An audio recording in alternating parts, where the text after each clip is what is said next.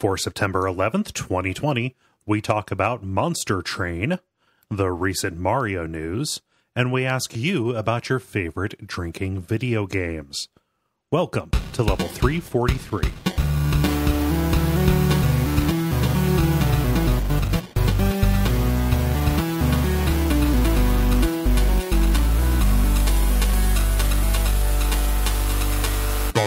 My name is Cole Ross.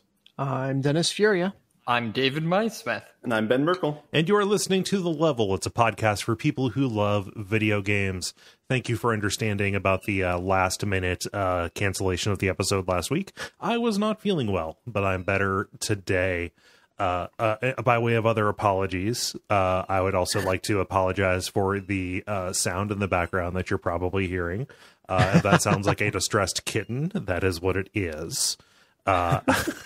I have to keep Send her... us $40,000 or the kitten gets it. Yeah, no, that's Dottie. My new kitten is a girl, and her name is Dottie or Dot, whatever you want to say. And I have to keep her separate from Greta until she gets her feline leukemia virus test and FIV test, which means that she cannot be out and about. That's one thing. So I am sitting in my office. She is sequestered in the half bathroom that is off of my office. If Dottie is out, the office door is closed. And you will hear Greta at the office door scratching at it and meowing because Greta hates closed doors. And in the current situation with the half bathroom door closed and the office door open, you're going to be hearing Dottie. I am choosing the lesser of two evils here because Greta's been at this game a lot longer. She knows how to make herself a lot more annoying. Greta has some pipes.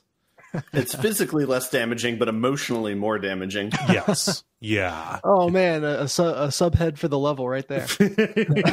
Emotionally more damaging. So that's what's going on here. She like over the course of the past 2 weeks, I've gotten her from being like a 7-ounce little beanlet who would barely drink from a bottle. Like now she is like wolfing down half of a can of wet food at a time and is like hunting and biting and stuff. Like she's gone from being like pathetic to being a kitten, which is cool. So it's weird to bottle feed a cat. Yeah. So that's me. Hey, Dennis, welcome back. Hey, thank you. Glad to be here. Huge congratulations on the success so far of the Deck of Wonders campaign. Thank you so much. I want to say thank you to everyone on the show and everyone listening who gave it so much support. Like I said from the beginning that this, if it was going to be successful, it was because of just people like this community spreading the word, and that has for sure been true. I've just been blown away. Yeah. No, it's been wonderful watching your Twitter account, watching your social media, talking about all these appearances that you're doing. I'm hoping you're mentioning the level on all of them. Yeah. Oh yeah, it comes up frequently. I think out of all of this though, I think I'm most geeked that I get to commission more art from Lauren Brown, the illustrator from the game. That's cool. That is the single best part of all of this because her work and then certainly the response to her work has been phenomenal. Yeah. So like she gets to create more cool stuff and she also gets more money for it. And that art is very good. So yeah. No, it's just that's great. Do you have anything like what's been going on? How have you been like handling the deluge like just around the house? Yeah, I mean, for the first 48 hours of the campaign, I basically didn't sleep. Well, I should say the 48 hours leading up to the campaign and the 48 hours after the campaign launched. Cool. I basically didn't sleep. Who needs that? But humans. Yeah, it's overrated.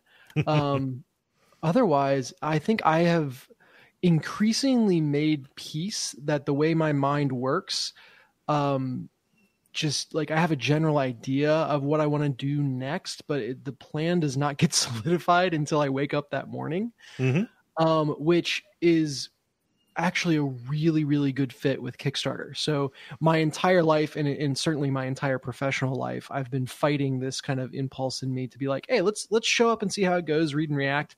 And not have everything set in stone before we're off to the races. And the nature of Kickstarter and just kind of running your own indie thing is you can't really do that. Which obviously is stressful in its own way, but it also is just a really good fit for kind of how I naturally approach things. So it's been really interesting to see something that I've perceived as a weakness in the past or something that needs to be managed, and certainly it still needs to be managed, actually be a huge strength for this type of campaign. So for all of my read and reactors, my spur of the moment people, or my improvisers out there, I'm finding really nice word for procrastinators. There's a place for you. That skill is valuable. Yeah, no, it is the wonders of having a small team. Nice. Anything else going on? Oh, the biggest thing is tomorrow is Luke's first day of kindergarten. Oh, dang. Yeah, as of this recording. And today I guess today was technically the first day of school, but it was just a 10-minute meeting over Zoom with his teacher. Yeah. Which, like, his excitement and his production value for meeting her was incredible. Like, this kid, he had all his favorite things organized that he wanted to show her. Okay. Which proud papa moment. One of his things was "No Thank You Evil," cool. The TTRPG that we play. But his big idea was like, hey, I want to go get my giant dinosaur stuffy. He's got like a stuffed dinosaur that's as big as he is. I'm going to set it up in the chair and then I'm going to hide off to the side. Okay. So make sure the camera's on the dinosaur and not me when the camera comes on. And then I'm going to come in and be like, hey, get out of my chair. And I'm going to knock him down the chair. And then I'll hop in. And like, he executed it perfectly. I have to say there was a flair to it. He stage managed a bit. He really did. So I'm sure that had the teacher going like, oh shit, you're that kid. We got a card. We got ourselves a comedian. No, but he was, I think he's in that phase where learning is super cool and exciting. So he was equally as geeked about that stuff. And honestly, not being in a classroom where everyone can react to him hamming it up is probably going to be healthy. So virtual learning is going to be weird and crazy, but I think it might even be good. Nice. Well, it's good that he's excited. Yeah. Let's see here, Ben. What's going on? Yeah, the hot news of the day is I woke up this morning and it smelled like smoke, and I was Jesus. Like, "Oh, that's funny." Like, not heavily, like it was like as if somebody had been smoking outside, and it was like, I was like, "Oh, well, that's weird." And so I got up, looked outside, completely smoggy outside. I'm like, oh no. But apparently there are fires east of Washington. And so just like rolling smog has gone over Portland yesterday and then Seattle today. Wow. So not a huge deal. Smelled like a campfire, but like another data point on 2020 being a weird year. Yeah, it seems really late for that to be like late in the year for that to be happening. Like, like how's the air quality? Is it like breathable? Yeah, I mean, I think it's fine. Something like this happened a few years ago too, with like another type of fire.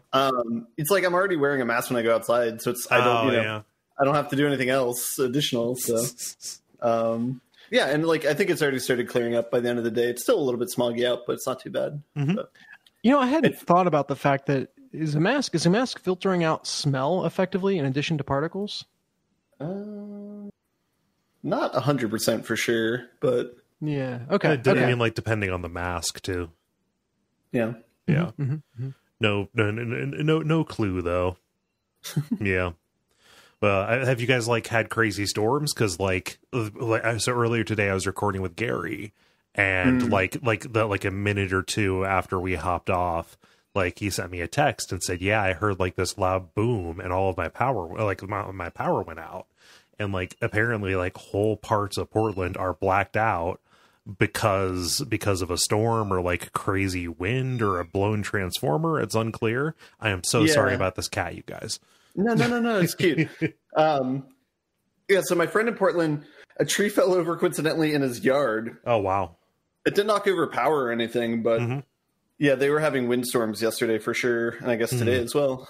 So, Apparently, it's windy like south of Seattle, but not in Seattle. We shouldn't talk about weather. I feel probably like not. I was just wondering if there was if like you were getting anything catastrophic is happening down there.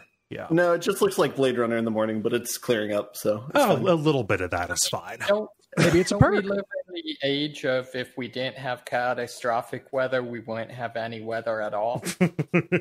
Yeah. I think no weather at all is entropy. So Sure. Yeah. And when you think about it, the raging wildfires and the hurricanes will probably cancel each other out. probably they'll meet in the middle and Kansas is fucked. Pretty sure that's not how that works, unless you nuke the hurricane. I'm pretty sure it is. I'm listening. Yeah. And then you get Sharknado 5. Yeah, Shit, then- they're totally then over you 5 get Sharknadoes. Then you get a flamicane or a hurrifier. I don't Did you know. almost say? Oh, all right, never mind. I don't know. I had to like step through that because I didn't want to accidentally say a slur. Oh gosh, David, how about you? Any world-ending catastrophes happening in New York? Apart from the ones we're all living through, Right. Nah, not that I can think of. Cool. What you been up to? Not too much. Cleaning the apartment, doing martial arts. So we met in person for the first time in 6 months. Cool. So pretty cool. I'm really out of practice.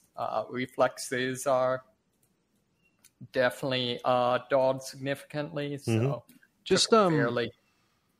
just please tell me that you are cleaning the apartment with martial arts. Like that's what I Oh want yeah, to see. yeah. It's like what's that game? Dust Force. Yeah.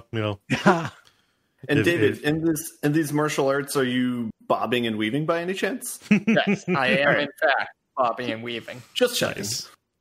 So Cool. yeah, unfortunately didn't bob and weave quite enough, so took a pretty good hit to the forearm, and so that's been swelling up. So been dealing with that over the weekend, but Yeah. that is life. Huh.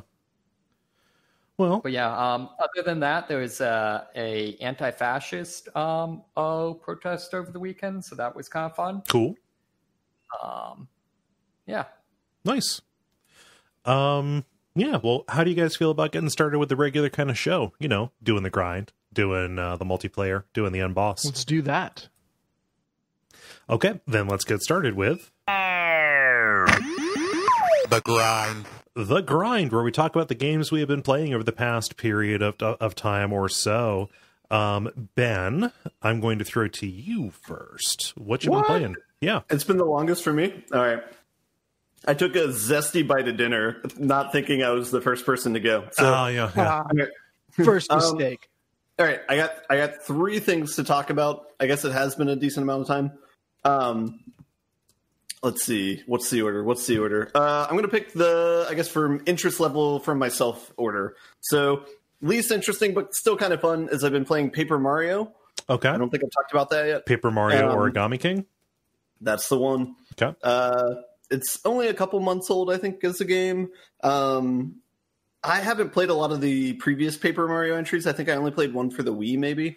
The game is fine. It's kind of like Luigi's Mansion, where I'm like not sure if I'm outside of the age level or not. It's premise of the game: princess gets captured by an origami king. Okay, what's that mean? All the characters are like paper cutouts, and then the evil force in the game folds up all these paper into origami shapes.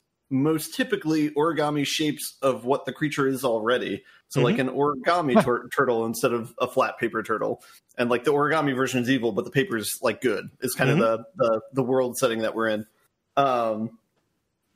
Yeah, whatever. The story is whatever. It's fine. There's like a hero and stuff. I want to know, did they go full tearaway with it where the folding is actually realistic? It folds very quickly. So it maybe, but I can't tell. I mean, the shapes look like origami shapes, and they look like they're like folded correctly and everything. But it's one of those things where all that stuff will happen in animations very quickly. So it's not like it's not the same thing as if you fold something with origami by yourself. Yeah. Gotcha. It would be really badass if they had a bunch of models that were laid flat, represented a turtle or whatever, and then had an origami pattern folded up to be also a turtle just in 3D, and that actually worked. Like, that would be really cool. That would be really awesome. Even as I say it, that feels so complicated that I can't believe that they would, but I like the idea. That would require, effort. Yeah, I mean, they're not above putting a lot of they're not above putting a lot of effort into their games, but I don't know. This is the company that's made the same 3 games for like the last decade. Oh, they've changed. and also they polish them too, Yeah, they don't put their effort in developing new IPs per se. They just gradual improvements to what they have. Yeah. Talking about like the gameplay a little bit, Mario has a hammer that's like his main weapon in this game, which is maybe that makes sense. It's like a wooden mallet. It's not like a hammer. That's OG, man. Yeah, it goes back to Donkey Kong. Oh yeah. All right. I guess I'm so far away from the original Mario that it seems out of place, but I guess it is in place. And then the other mechanic is you have a bag of confetti, which you can use like as you walk around the environment. The environment's made of paper, quote unquote, like everything's made of paper. And there's some paper monsters that will eat parts of the environment for whatever reason. So basically, in practice, there's basically holes in the map that you can fall through at certain places. Nice. But you can cover them up by throwing out confetti. They find where they need to go, and then if you throw enough confetti on a hole, it'll patch over and become like part of the world. Nice. So it's like a nice, like tiny, like dopamine effect of like fixing the environment you're in. Nice. Establishing that's canon that the world is apparently made of flesh, and some of the enemies are cannibals. Yep. Yeah, feels right. So. Yeah. In a very cute way. I mean, that sounds straight out of Tearaway, and I can't remember if you've played Tearaway or interacted with it significantly. I have not. Okay. Oh. I would be really interested to hear, if you ever get a chance to play it, your perspective between the two. Okay. I'll look at images of this in the background while I talk about the other stuff. Yeah, it does seem similar. I don't know if it's legally actionable similar, but definitely similar. Nothing in games is. Aside from the Mario IP. Paper Mario has also been doing the whole like paper world thing for a while too. Good point. Yeah. Yeah. So anyway, instead of there being 8 worlds, it appears as if there's only 5. Like kind of from the outset, something happens, and it's kind of they telegraph that there's like 5 different places you need to go. I've gotten through the first world, and I'm on the second one now. The main mechanic I want to talk about that's interesting is they have this weird battle system in the game. So you're in this paper world that I was talking about before. Sometimes you see these origami enemies, and they'll like run at you. You can try and hit them with your hammer, and sometimes it kills them without entering the mini game if they're like weak and stuff, or if you're relatively way stronger than they are. But for the most part, what happens is you enter this mini game where you're on this like radial dial system where you're at a center of the circle, and then there's like progressive rings going out. And I think it's just like 4 rings. And they'll put a bunch of enemies on, and they'll be kind of randomized or shuffled. And your job is to either line them up in a straight line or line them up in a 2x2 grid, or both if there's like multiple enemies, like 8 or 12 enemies or something like that. And then you can attack them like after you line them up. Yeah. It's this like really weird abstract game that is like the centerpiece of this game. It's a very strange decision that they did that in lieu of any kind of like turn-based multiplayer, or not turn-based multiplayer, any kind of turn-based combat system. Yeah. And it's like, I'm not necessarily saying it's a bad thing or not. It's just it's very unique. Like that could be a good thing. The one thing that, again, this is why I think it might be out of my age range, is they are very slow, like glacially slow to ramp up the difficulty on this game. Like there's like at least like maybe 4 tutorials that you go through where it's like, you get it? Can you do each one of these steps? Like, right. All right, good. Eventually it starts to get more interesting. When you get to like a boss battle, they do some interesting things with it, where instead of you being at the center and there being enemies around you, the boss is at the center. And they have this like weird like robot rally course set out on the rings where you still do the same movements that you typically do, but then you enter at one point of the circle, and then you just follow arrows. I guess it's kind of like that one part in Pokemon where there's all those like spinny things that spin you in a direction. Yeah, you know what I'm talking about. So it's kind of like that, but on a radial circle, and then there's like power ups that you can run through, and then you have to like figure out how to defeat the boss. So it's like, do I attack it in front or behind, and which weapon? So it's interesting that they do that, like that they vary it. Like that's a cool like new development in the combat system. But yeah, I don't have a hold of the game right now. It's like anytime you kind of think you know what it's doing, it kind of pulls the paper out from under you. So does that battle system, does it have any analog to folding or paper? Like, is it truly just like completely, I don't want to say tacked on, but like non sequitur with the theme of the game? Yeah, the combat system and the theming seem to be pretty independent. It might not be the case throughout the entire game, but it definitely feels that way now. Interesting. I'm going to try and give it the benefit of the doubt, because I know with like Luigi's Mansion, for example, like the first third I was pretty like nonplussed about, but then it got like significantly better in the middle and latter section. So regarding things being like too easy, one thing that I have heard people mention like as a downside for the game is that it gets very difficult, like more difficult than they expected it to. Okay. So there may be, you may be on a steady slope upward. There may be like a jump later on, once you get past like a particular wall. But like that is a thing. That also could be from people who just are not used to the kind of puzzle game that is, kind of at the core of this and the battle system. But like that is something that I have gotten from multiple people. I didn't pick up an RPG to think. Yeah. They do have a cool mechanic. Well, this is kind of an interesting choice. Is like when you're doing the spinning and lining up or whatever, they put a timer on you, which I kind of don't think is a good gameplay decision. Like I think they should give you all the time you want to like think it through. But be that as may, they give you a 30-second timer. But you can add time. You collect coins. That's like the generic economy that you have, and so you can spend coins to increase your timer if you want more time to think about it. Yeah. So I guess that's like an okay middle ground, but still it's just like kind of like a weird decision. Yeah. And I could see there being kind of like RPG elements, like each area that you're in, they like track all the things that you can do in the areas, like how many toads you find, if you found like all the treasures in the area, stuff like that. And each area has like that set of achievements and they'll telegraph it to you when you do that. There's also like a hub world that you start out with in the beginning, and you kind of venture out to each of these 5 places and then come back there. And so you can tell that you're going to be there until the end of the game because they have like a museum at the beginning. They have a bunch of things that kind of connect to different areas in the game. So there's kind of weird elements that you've seen in other games that are in this. I think part of it's because I've never played a Paper Mario game before, but it's just a very weird experience, I guess. I didn't really know what to expect, and I still don't know what to expect. So, yeah. That's anyway. never necessarily a bad thing. It's just if they don't deliver on then, filling that void with something interesting. Yeah, if it doesn't like pick up and actually be like fun in the middle part of it, then I'll be a little bit more upset with it, I guess. But yeah. This is probably a good place for me to just slide in the Mario versus Rabbids Kingdom Battle reference, because I haven't done a ton of playing, but the family collectively has, and that same glacial creep of difficulty is there as well.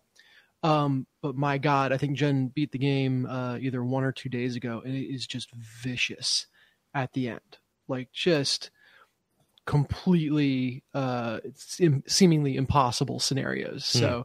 What Mario does up front in holding your hand and easing you in, it really does drop the bottom out at the end. Yeah. So when you say it's a glacial creep of difficulty, you mean as in it eventually crushes you? Yeah, it's apt in that way as well. Yeah, I wonder, like, I didn't feel like older Mario games followed the same pattern, like Mario 64, but I don't know. Yeah. Like, I would think, like, compare the beginning of Super Mario World to, like, the Chocolate Island onward, and especially the Any of the Star Road kind of stuff. Yeah. That's pretty fair. Fair. Yeah, other than that, I don't really have too much to say about it. Cool. I don't really have much judgment on it, just kind of explaining the mechanics. Cool. So, what's your next onward. one? Yeah. All right, I'll talk about this one. I've been playing Among Us. I don't know if I've talked about this or not. Like, so is every streamer on the planet as well, it seems like. I don't know what this is. Right. Fall Guy Killer? No.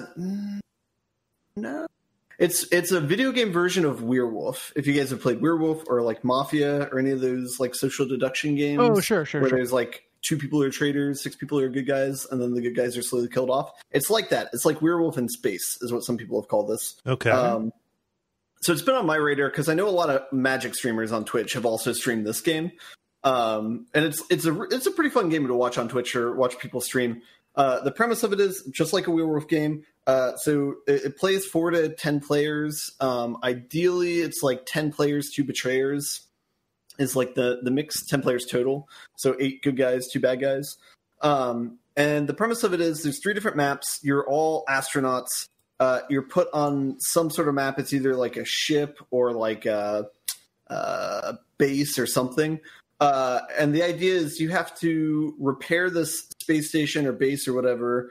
And if you do, you win. But there's 2 betrayers among you guys, and they can kill you off at any point in time.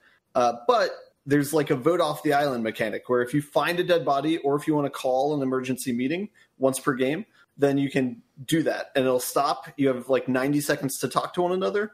And then everybody votes. You can either vote to skip or you can vote people off. If it has plurality, then that person is voted off. Mm-hmm. And then it keeps going until either the number of imposters equals the number of players, in which case the imposters win, or if all the imposters are voted out. All the settings on the game are pretty configurable. So like the number of like when you're repairing the station, you're basically playing mini games, and they're all like kind of cute, small, like chintzy mini games. Like one, for example, is like you have to like connect dots from one like power source to another. So it's kind of like a maze.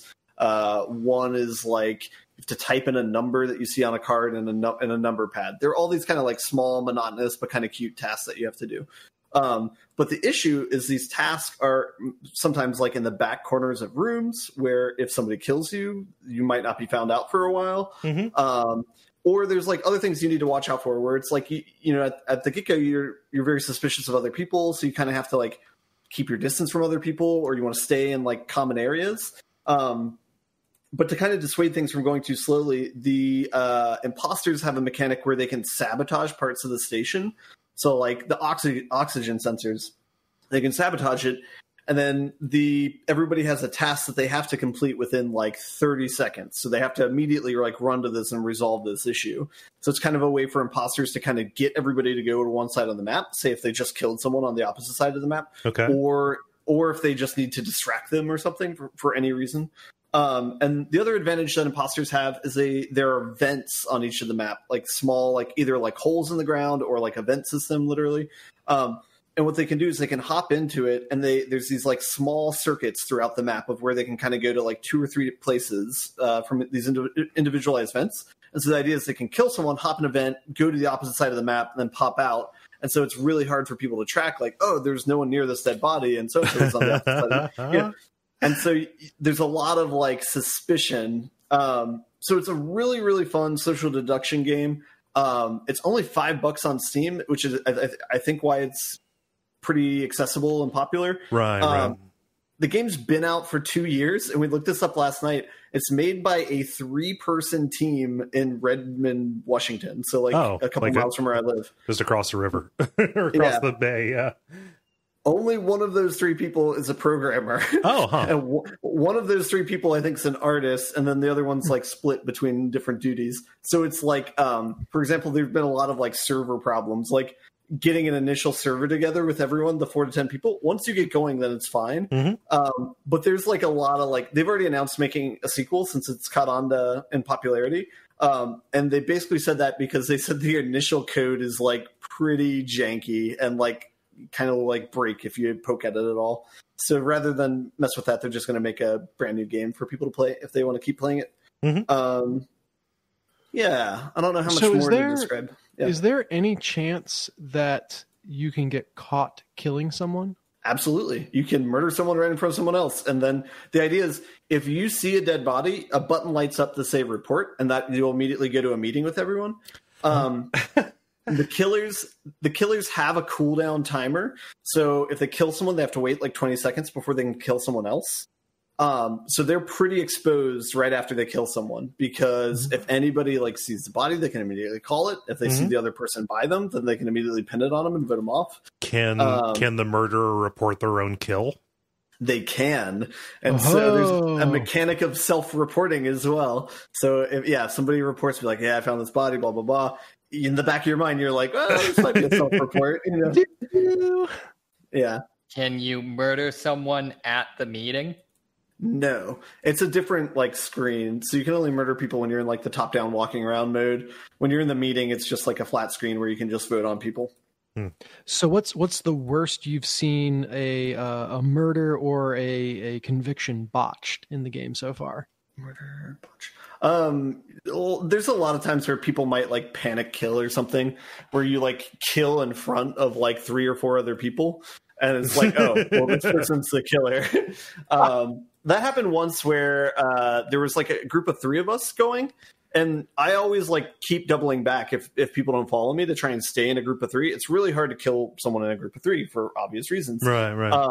So I was like starting to head north, and the killer thought I was leaving. So they like killed the other person, and I immediately like doubled back to see where the 2 people were, and it saw a dead body and Max. And I was like, oh, well, okay.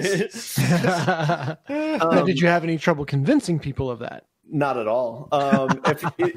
So this is like a weird thing where in the original game, when you vote someone off, it'll say whether they're innocent or whether they're imposter. So you know like how many's left. However, they released like an errata to the game where you can toggle that on and off. And so the better version is when you vote someone off, you don't know if they're the imposter or not. Oh, that's good. That's really good. And so one thing that you can do is to convince people is be like, all right, I'm positive it's this person. If you don't believe me, vote this person off. And if they're not an imposter, then vote me off. That used to be like the bargain that you could do. But now it's like, you got to vote both of us off because I'm this convinced that he's a human. And then good luck with you guys, you know? But like 1 for 1's a good trade. So, and especially if there's only 2 imposters, like that's very useful. So yeah. What else? There's also a cool thing where, and this is kind of unique for each map, is there's different like kind of like tools throughout the map. Like there's one thing that's like a scanner that might be a task that you have to do, which is like it'll scan your body. But the task can only be done by humans. The imposters don't have any tasks to do, so they have to kind of like fake it. They just have to like walk up to a wall panel and just stand there for like 10 seconds, pretending that like they're playing a mini game, and then just walk away. But for the scanner, that's the only task where it has visual feedback that you are being scanned. So it's a way to let other people know, like, hey, this person is safe. Yeah. And so, like, that's like an interesting mechanic. There's also these other tools where it's like one map has this thing called like a heartbeat sensor. So if you look at it, you can see immediately if everyone's alive or dead. And so you might see some people are dead, but it hasn't been reported yet because their bodies might be like in some random corner or something. And so you can call an emergency meeting if you get that information. There's another one that's interesting where there's like a log of sensor data where it's like so-and-so like passed walking this direction. And it's just a feed of that, of everyone like walking around the map. And so if you want, you can try and look at it and try and parse like, oh, okay, this person went over here, this person went over here. To try and get more information. However, it's a lot of information, so it's kind of hard to like actually suss that sort of thing out. And also like to convey it to people. Yeah, exactly. And while you're looking at it, someone can just come behind and murder you. Although, couldn't you see them coming up to you? That's true, if you can read it quickly enough. So suddenly this is an action game. Man, I want this. It doesn't feel like this gets all the way into this arena, but I want a game that blends Mafia, Werewolf, whatever, with like an action pursuit game. Like maybe some kind of mechanic where, you know, when the murderer kills someone, you can see them, but they're always in silhouette form or something. You actually have to catch them to unmask them. And so, or you know, to get evidence about them. And so you see that someone got killed, you see the murderer is there, and then you have to try to chase them down while they're trying to escape. Isn't that what the thing was? What's that? The thing? Yes. Sure. Yeah.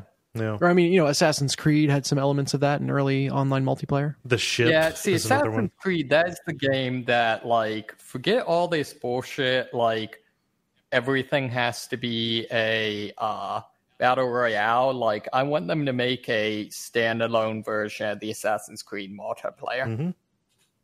Oh yeah, I forgot about Yes, that indeed. game. Yeah. Well, there was a really lo-fi game called like, oh gosh, Hit Party or something like that, where it was that kind of idea. Oh, Spy, was it like Spy Party? There you go, Spy Party. Yeah, that was more about pretending to be a computer than it was. Yeah. Yeah. Mm-hmm. Reverse Turing test. Yeah. What else can I say? Yeah, so this game's like a lot of fun. It's a good way to socialize with friends. Yeah, so I think I played it twice over the weekend. Both times we got up to 10 people at least one or two of the games. Yeah, and it's like it's a lot of fun. So it was really enjoyable. Yeah. Was that with internet randos or with a group? No, with people that I didn't know all of them, but everyone, like in one session was everyone I knew, so I was the hub, and another session was one of my friends from Austin, so they were the hub. Yeah, Nice. But, yeah. Man, coordinating 10 people sounds impossible. Like I've tried to do some raiding in very early level MMOs, and it's impossible. That's the trick, yeah, is being able to get that many people together. And I think that's why it's like you can do it now because it's like it's like as I said, even though none of you guys have heard about it, it's hot right now in terms of like a lot of people are playing it on Twitch, I feel like. I'm sure that'll probably die down in a month or two, and then it'll be impossible. We did play a few games with randos last night. Like after some of the people left, we only had 5 people left, so we tried playing a game with like half and half. But it's just not the same because when you do the voice, you're doing it on Discord. You just pick a Discord room and everyone goes there, and you mute while you're doing your daily task, and then you unmute when you're having a meeting and you talk to one another. There's not an in-game mechanic for that. Right. So, like, if you're just playing with randos, there's like a text channel where you say, like, type out, like, "Hey, where was the body?" But it's it's like it's a lot harder to. You can't tell, you can't tell if someone's lying by talking to them as well. And like with any of the social deduction games like that, like it's only like for me, it has only ever worked when I know the people. And like I know if they're a good liar, or I know like if they would try to pull some shit. Yeah. So I couldn't imagine playing it with randos. It'd be fun to play with like you guys and like network folks and stuff, but yeah. So I think this is the game also, like looking at the character art and stuff, this clearly takes place in the same universe as Fall Guys. Oh, definitely.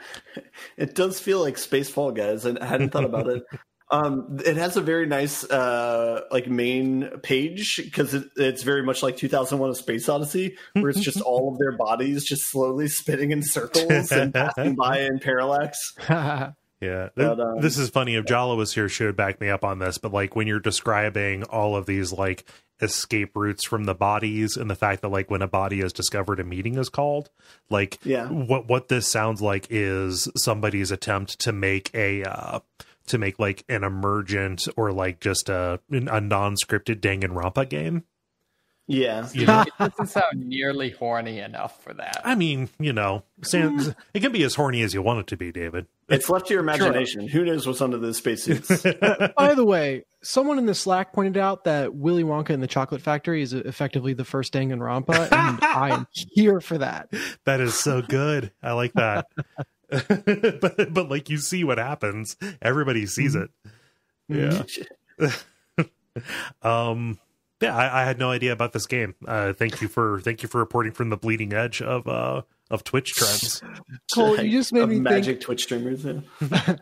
Think of a Danganronpa where everyone is the secret murderer, and they're all trying to quote unquote murder themselves inside of everyone to prove that they're not the guy or weren't the one responsible. Just setting up elaborate situations where nobody else could be the murderer but them, but they're also the victim. Yeah. That actually raises the question: can one of the murderers murder the other murderer? I don't think so. But there is an emergent gameplay thing of a double kill, where if there's like 2 betrayers and 2 human people, you have to try and time it, or you like murder them both at the same time, and then immediately run away quickly. But that's so good. Yeah. Yeah. Among Us. Yeah. Yeah. I got one last thing. It shouldn't take too long, but I've been playing Monster Train. I think I mentioned it on a previous podcast. It's this is my attempt to play a non-Slay the Spire game that feels like Slay the Spire. Mm-hmm. And yeah, a lot of some of the streamers that I watch that play Slay the Spire also play this game, so that's kind of how I got in my head to play it. I've only played it for like maybe 3 days at this point. I played it for a full 3 days. I've already beat it like 5 times, which kind of leads to my first point, is that it seems a lot easier than Slay the Spire. Okay. I don't know if it'll get harder or not. I think there's like 25 levels that you can cycle up through as you like win the game. So I think eventually probably it'll get more and more difficult. But let me the best way to describe the game is kind of in terms of Slay the Spire, since that's kind of how I think of it. So sorry if people haven't played that. But if you played Slay the Spire, basically in Slay the Spire, there's 3 maps. All the maps have like these grids of encounters that you have. You probably have like 10 to 15 encounters per map. And it's either a fight of some kind, a question mark, which could be a fight or a bonus thing, or you have like strictly a bonus thing where it's like you get some random upgrade or something random happens, blah, blah, blah. There's also like campfires where you can like rest and heal or upgrade something. So the way Monster Train differs from that is instead of having like these like singular experiences, it kind of has things in batches. So you do like a wave battle, and instead of it just being you against the monster, the way it works is you have a 4 stacked high, like a 4-story train that you're on, at the top of which is this like heat core, which is essentially your health. It's your life. Monsters will start off on the bottom story, and each round they move 1 story up. And if they get to the top level, they just start beating the shit out of your health and will kill it unless it has like a natural like spike or defense type thing. So every hit they give to it, it'll give a hit back. But eventually they'll like kill it and you lose the game.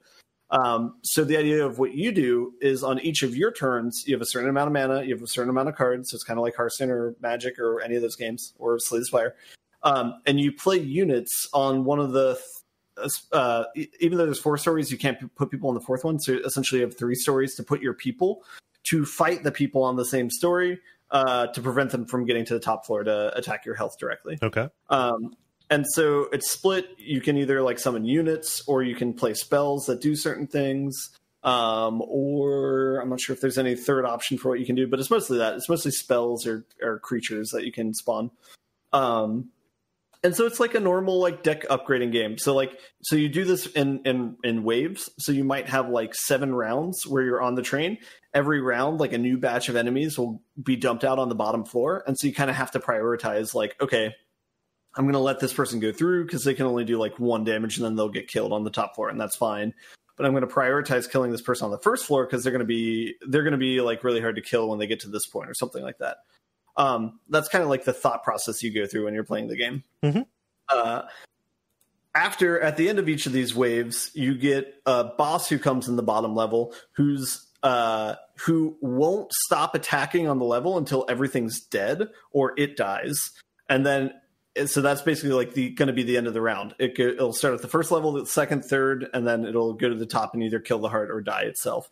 But that's where you basically see like how well you've upgraded your troops, because that's the point where you either take out the boss or the boss takes you out and you're in trouble. And then at the end of all that, after the end of this like fighting, you go to this basically like an upgrade round where there's 2 different paths that the train can go on, and there's progressively more upgrades that you pick on this. So in the first round, there might be like 2 different upgrades, and it's 2 different things. Like it's denoted by like what the symbol is. So it might be, one of the upgrades might be get health for your train. One of them might be upgrade your main unit. One of them might be like buy a card upgrade of some kind.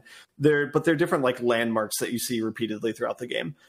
And basically you just go through that process of wave fight, upgrade area like 7 times. And if you make it through, then you win the game. The other added wrinkle about this is, so they have 5 different clans. And when you play a run, you have a primary and secondary unit. So you basically are kind of playing around with combinations of these factions, which is something that's a little bit more interesting than Slay the Spire. Slay the Spire is very tightly controlled, where it's like you have a deck for each faction you play, and you play that, and that's it. Okay. So this one's like you're combining decks, into a single deck and trying to like make it work. So from that standpoint, that's like a much loftier goal in game design. And that's like there's more interesting gameplay there.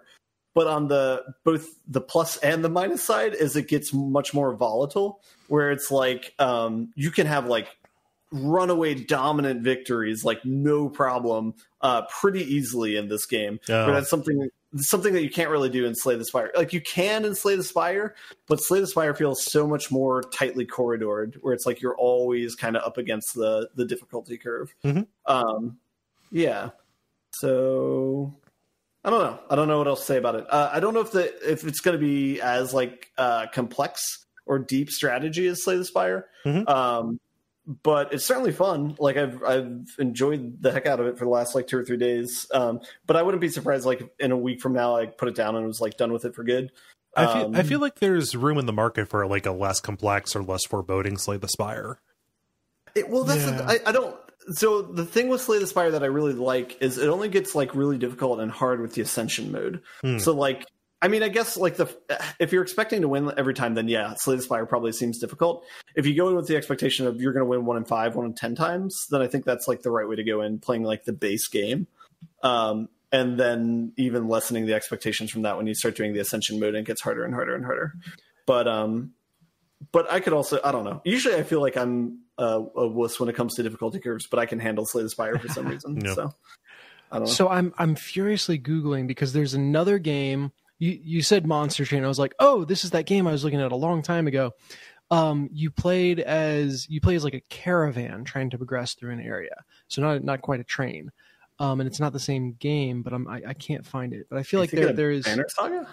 No, not Banner Saga. It had like kind of almost a Western feel to it. No, not Darkest Dungeon. David was playing? I don't think so. I'll find it, or I'll wake up at 2 a.m. with the name in my head. Fire? What's that? Fire? No. Anyway, what the point I would make is that I think there is, Slay the Spire is going to give rise to a whole glut of games that are very similar. So I think you'll have your pick. Yeah, I'm fine with that totally. If people can put out similar quality games to Slay the Spire, yeah, I don't know. It's a fun loop, at least the whole deck upgrading games, but. Yeah. Cool. I don't know if there's any questions on Monster Train or not. No.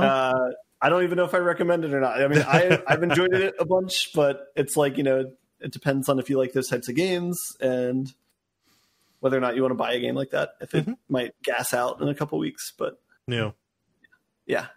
Have you seen wildly different approaches be viable for success?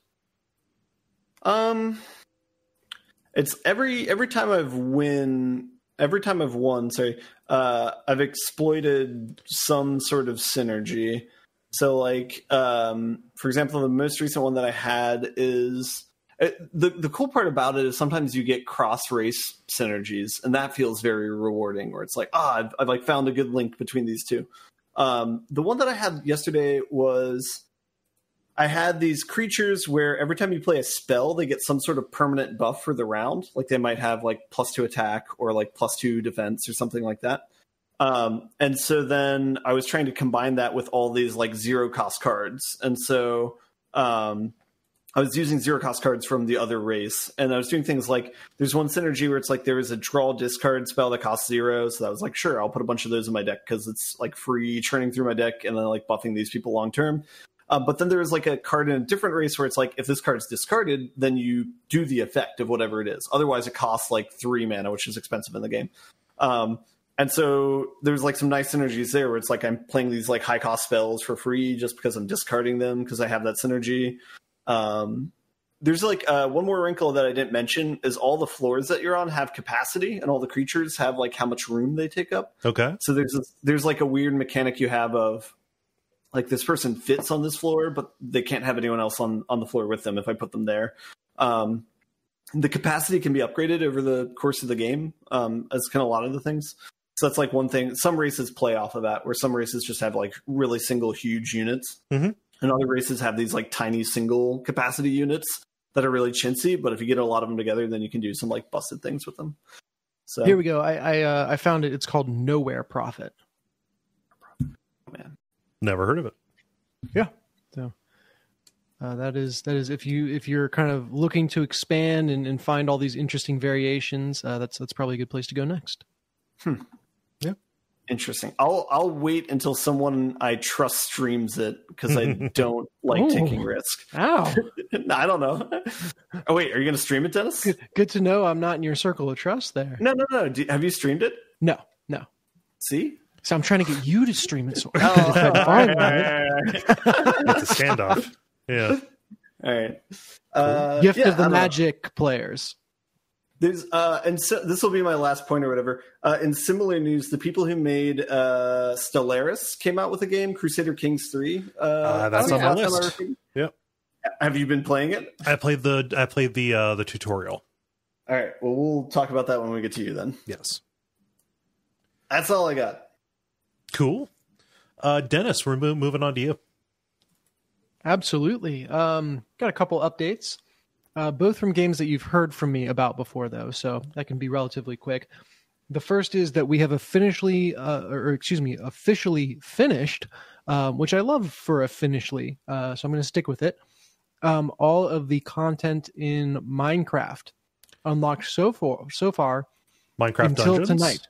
Yeah, excuse me, Minecraft Dungeons. No, Minecraft would be insane. Yeah, hey guys, we finished Minecraft. We mined everything. Got to the ends. No, yeah, Minecraft Dungeons, which is, honestly, that's the only Minecraft that exists in my mind right now. Right. That's interesting.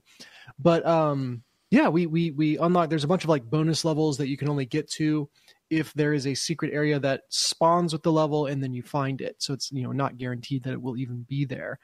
And as of last night, we got to the last one and beat it, which means that we were perfectly prepared for the launch of their next expansion today. However, I didn't quite have time to get in and play it yet. So, but it felt good. It felt very well paced. That kind of we were finishing up the content available so far, right as they were getting ready to launch more. And I think I've commented before on this seems to be a team that knows how to pace that out.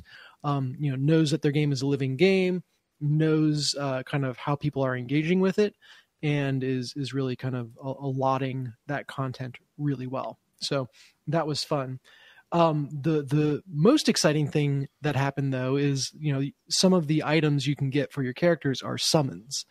There's like a little wolf that you can summon. There's a llama that spits that you can summon. And then you can summon a stone golem, which is like a gigantic beast. And it just so happened that I had found 3 of those totems. Jen had found 3 of those totems. And you're allowed to equip it to every slot simultaneously if you want. And so between the two of us, we just had our little golem basketball team, or what sport has 6 people? I don't know. Golem hockey team? Maybe. I don't know. Hockey team is right, I think. We just had our little golem family traipsing around after us, which was hilarious because you could waltz through a level without really even swinging your sword if you wanted. Right. Just watching these giant golems doing your bidding. But we also had the one and only time that the game has crashed on us. And I like to think it's because we had too many golems. So that was a lot of fun. And now every time that we play, Luke and Milo ask for, get the golems out, get them all out, get the golems out. Like, okay, the meme has become reality now. We do not want to lose progress. The golems need to stay. Yeah, let's just cap your golems, please. Put a muzzle on those golems. So yeah, that was a really fun time, and I'm excited to get into the new content. Yeah, that's convenient that you finished it right before the new stuff came out. Too convenient. Get your cameras out of my house. But yeah, it's also just it is fun to see that the game continues to lend itself to just derping around and having fun with the myriad of different items and ways you can combine them or duplicate them in our case. And that is enjoyable. So yeah, that's Minecraft Dungeons, and I'm sure I'll have stuff to say about the expansion next week. And then I've also been playing a lot more Remnant. Oh yeah, which has been good. I've been playing a lot more single player, and David, thank God we stopped co-oping when we did, because I think I went into the longest stretch of non-combat exposition that I have ever seen in a game. What? I literally told you this. Wait, how many Kojima games have you played? None. So that would explain it. In this type of game, I will say. Yeah, you did. So I explored that kind of basement area, which David, you did warn me was lore heavy. Really interesting. So that was good, and kind of the idea behind what's going on in this game is intriguing. Yeah, but so basically everything you learn in there, and like all of the things that like it implies are like, oh, here's things that cause problems and led to all this. The rest of the game is basically you fucking all that up. Okay. Nice. I mean, it's kind of the intro video for Dark Souls, just in a walk around and interact with computers form, where I imagine everything that you see mentioned or kind of alluded to in those logs, you eventually are going to encounter in the game. At least that's held true so far, because the next place I went was a direct corollary to one of those. But so that was an entire play session, was me going through those rooms. The next play session, I realized, oh, hey, I beat a boss. I can probably craft a boss weapon, and I could, and that was awesome. And I got this new gun. I'm like, sweet, this is exciting. Can't wait to use this. And then I spent another entire play session just going through lore stuff. Traveling around, found a hub world with all these gates that are closed. And of course, you have to read all the entries around all the closed gates until you find the one open gate that takes you to another world that has someone there who's very chatty and interested in meeting you. And so literally I spent 2 full play sessions just kind of wandering around and trying to make sense of things and get to the next area where I could shoot people. Yeah. And it wasn't the worst thing in the world, but in terms of pacing, this game definitely leans too far into the slow side. And I think I've gotten back into the combat, and the combat is very intense and satisfying. And I wouldn't want the entire game to be nonstop but the gaps in between are just way too big. And apart from that kind of lore heavy 2-session blitz that I got, the gaps have been way too empty. There's not nearly as much interesting in-world storytelling or interesting kind of lore in the item descriptions. There's not as much to kind of ponder and puzzle through as you're traversing. It just kind of straight pipes it. Yeah, some of that is, keep in mind, this is all like procedurally generated, so some of it would depend on like so I think you haven't met Mudtooth yet, right? No, although I've heard him mentioned. Have you met the merchant in the second world? I've met 2 merchants in the second world. Okay. The blind guy with the dog? Yes, and then the blind guy with the dogs. Right, yeah. Okay, so is that the same guy? World, holy crap. Is he like the 2 kind of lore dump characters? Interesting. Yeah. So, it remains a very satisfying game gunplay wise, and I love that it is a game that rewards aggression. And maybe it's just the class I'm playing, but I'm this armored up shotgun guy. That the shotgun's kind of special power is an additional boost of armor. It's mod, if you will. And so it's very much, like I see that button is ready to hit. That is my go button, armor up, and then I'm just blitzing through an area full of enemies. And since, as I mentioned last time, this kind of world, the enemies tend to wander towards and find you. That combat is very frantic and fun, and you never quite know what corner people are going to be coming from. So I like that a lot. It's just that the spaces in between those, while there's some kind of space and pacing is necessary, I think they've sacrificed a lot at the altar of procedural generation, and there's not enough in those gaps right now. So I cannot imagine. I guess I can't imagine, because I've played, the Chalice dungeons, but this doesn't speak in their favor. Like a designed space with deliberately laid out encounters. Just it feels so important to me for this kind of game. Yeah. Yeah. So, I'm going to keep on playing it. And hopefully, and David, you can comment, that lore blitz that I went through for, a solid 2 sessions is the heaviest that it gets. But yeah, it just kind of stuck out to me as a negative. In overall, what's been a positive experience. Yeah. Other than that, from what I've seen, you get something like usually once or twice in one of the worlds. Mm-hmm, mm-hmm. And then other than that, I mean, it very much is a game that's built around the assumption that you're going to re-roll the worlds and play through them multiple times. Oh, okay, that's cool. So yeah, maybe the multiple perspectives on the same world will help fill some of that space in. Yeah. I would say probably in terms of I think definitely the criticism you bring up are very, very valid. I think to the degree that it's, like you said, kind of the not bespoke, I would almost compare it to something like Terraria, where kind of what is architected and crafted and is kind of the framework of the story is not any individual level so much as is like how the levels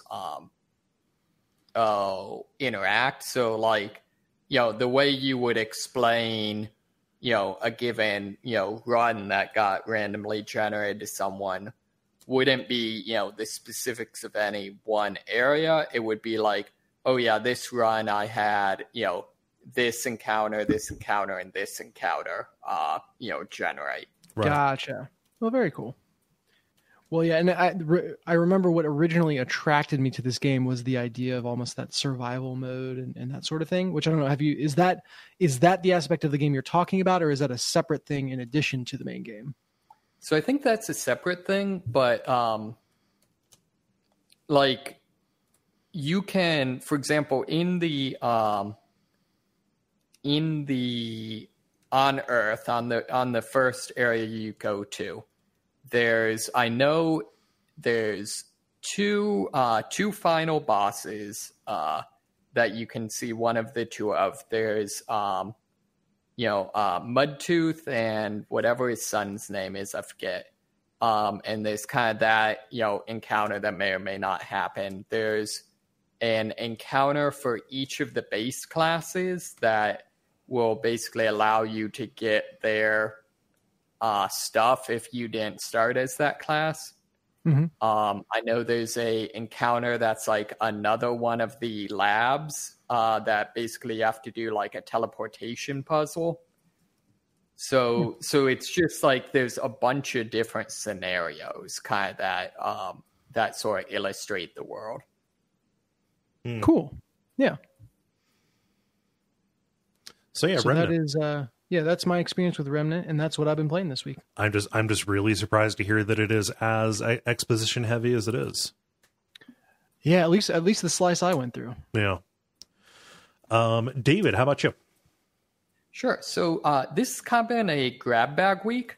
I went and got back into Division 2 because I really needed some just looter shooter to kind of burn some time. Side note, if anyone has any suggestions for a good looter game that's come out recently, definitely up for that. But yeah, most of that's just been kind of same old. I did try some of the PvP area, which unfortunately I would say is just very flawed. Okay. It's kind of the plot line is there's certain zones that are like heavily polluted with basically a nerve agent that they tried to use to destroy the virus that broke out. And so you have to, like, when you're there, you have to be, in your hazmat gear at all times. and it's sort of a no man's land. So,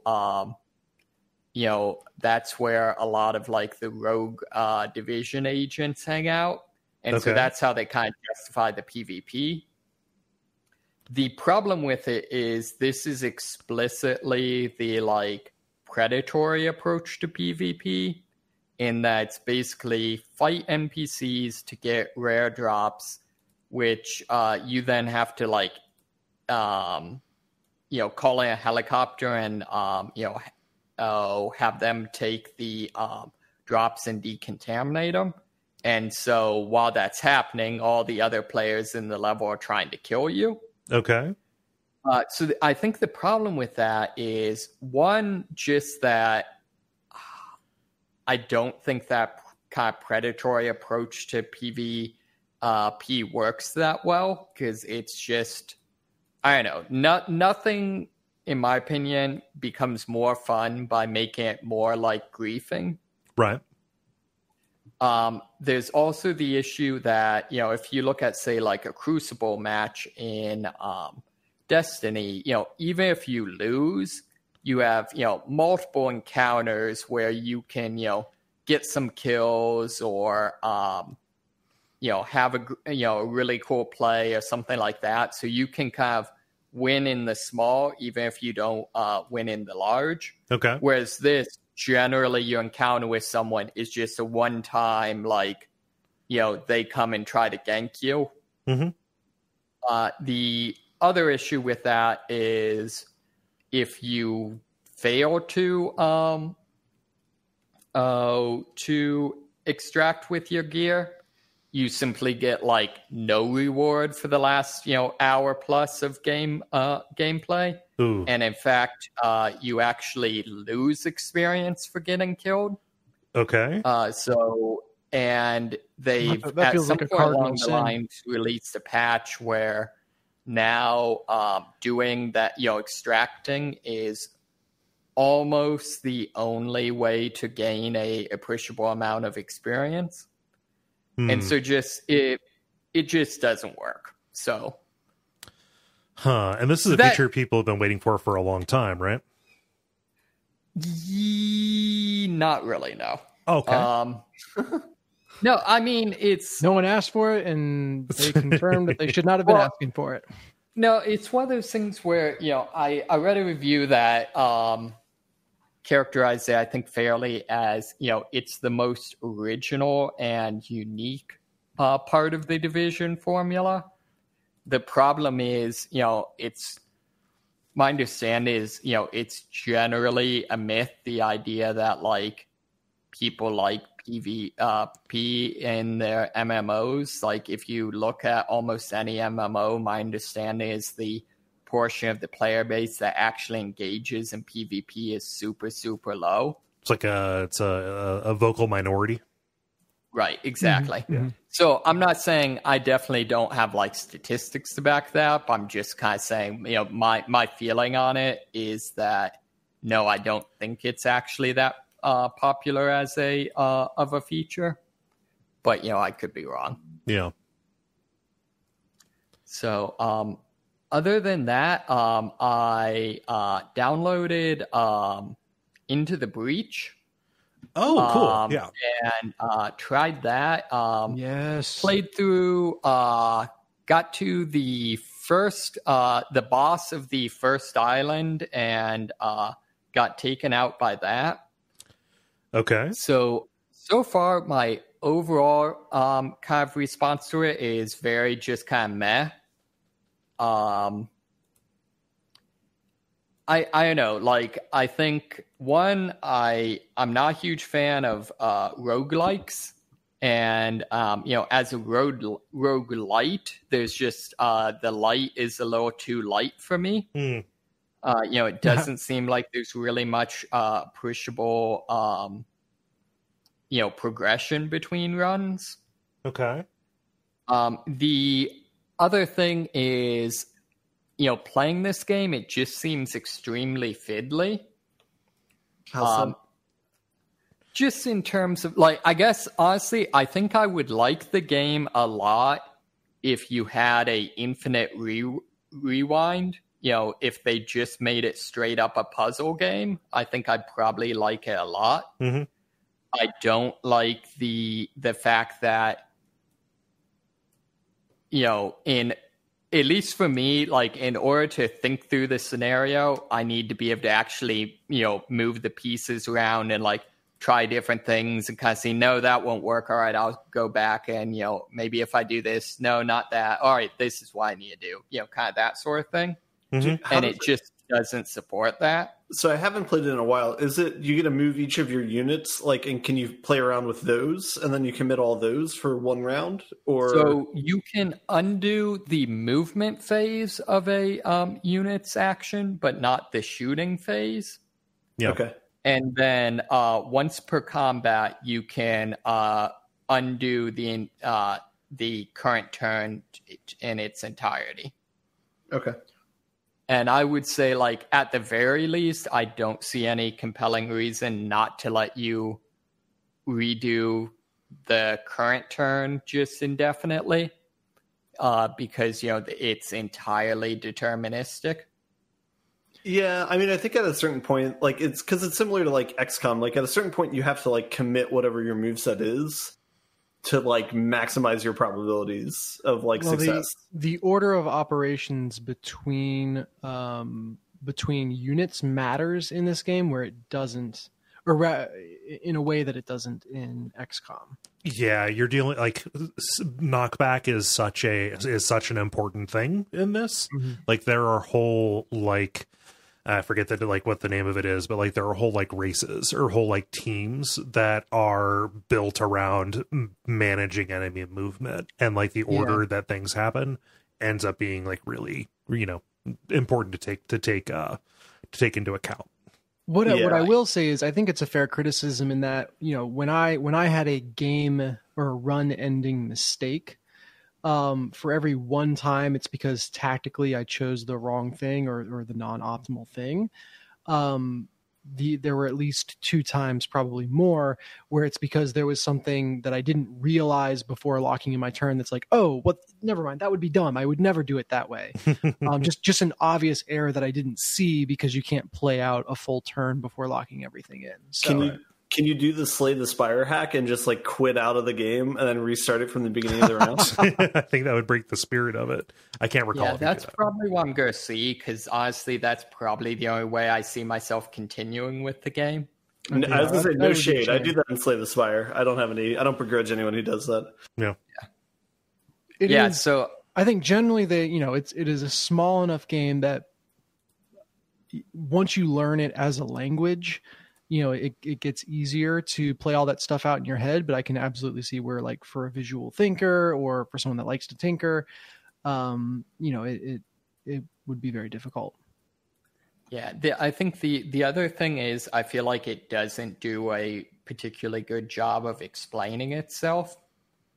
And I would say, actually, I think it does a bad job of explaining itself, in that, it's not just of like, you have to learn all the like, all of the, say, kind of the strategies, but it's things like one of the early mechanics that ends up mattering a lot is some of the enemies can,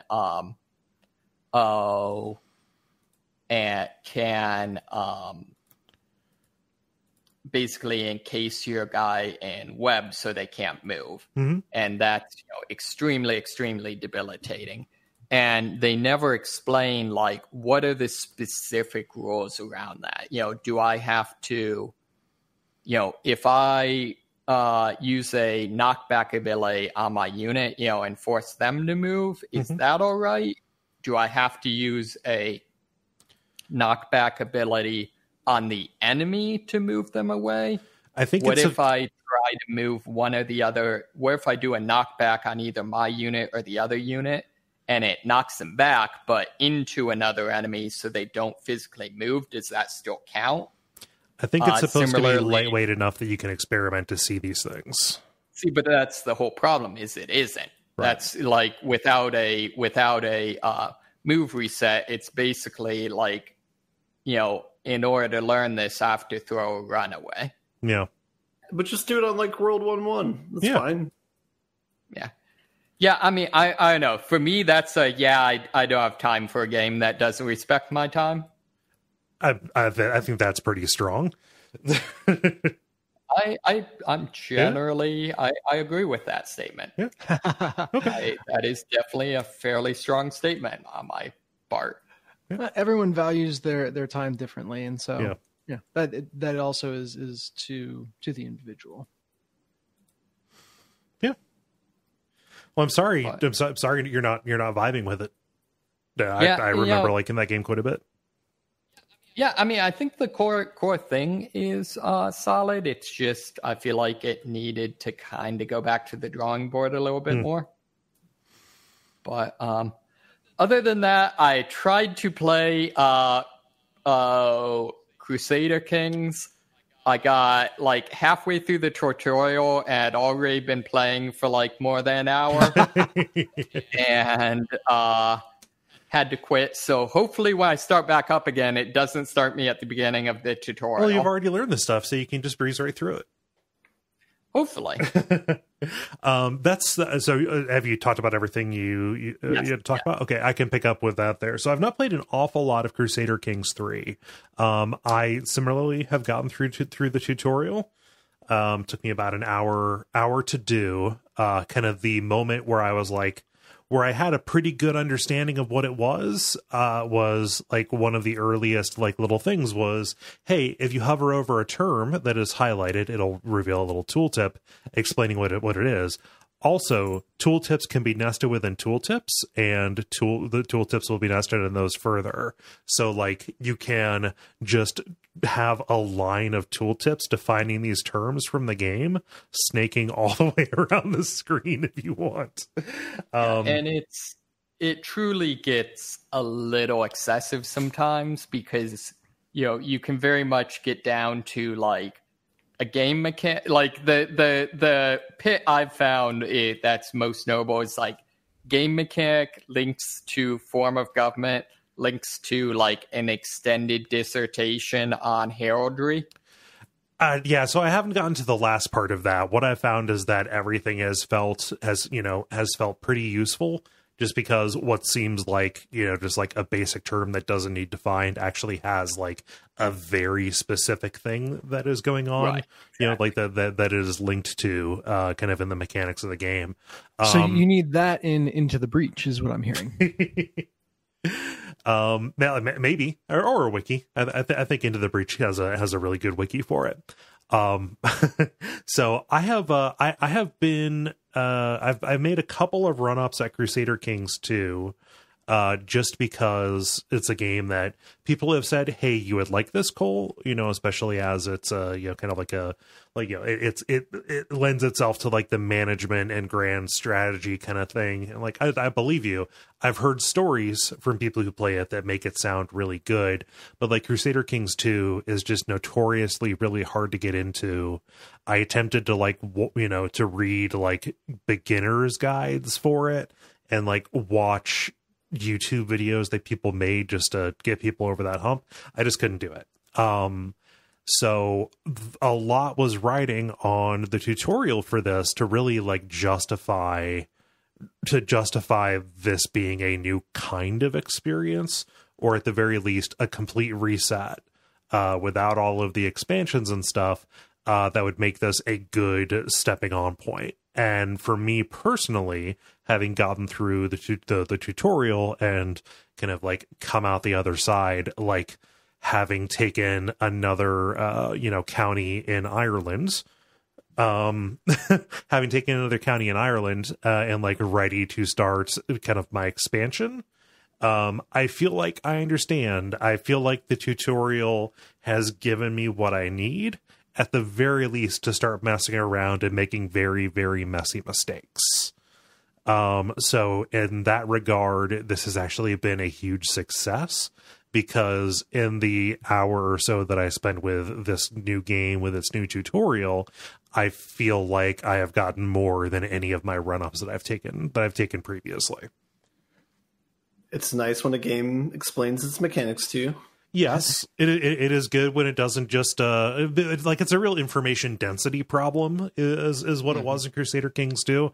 There were just a lot of numbers, and like no individual system was so complex that I couldn't wrap my head around it. I was just unsure how like the inputs and the outputs of those systems worked, and like what other stuff like it went to.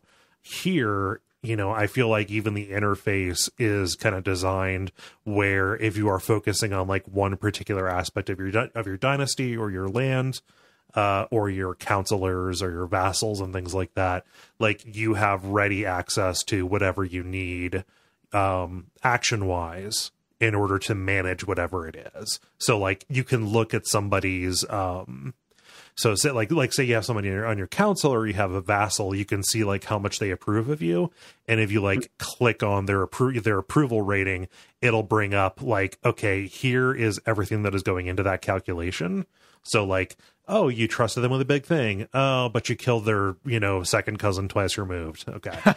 And like, and then like it'll give you options when you right click on them. Like, what can you do to like fix this?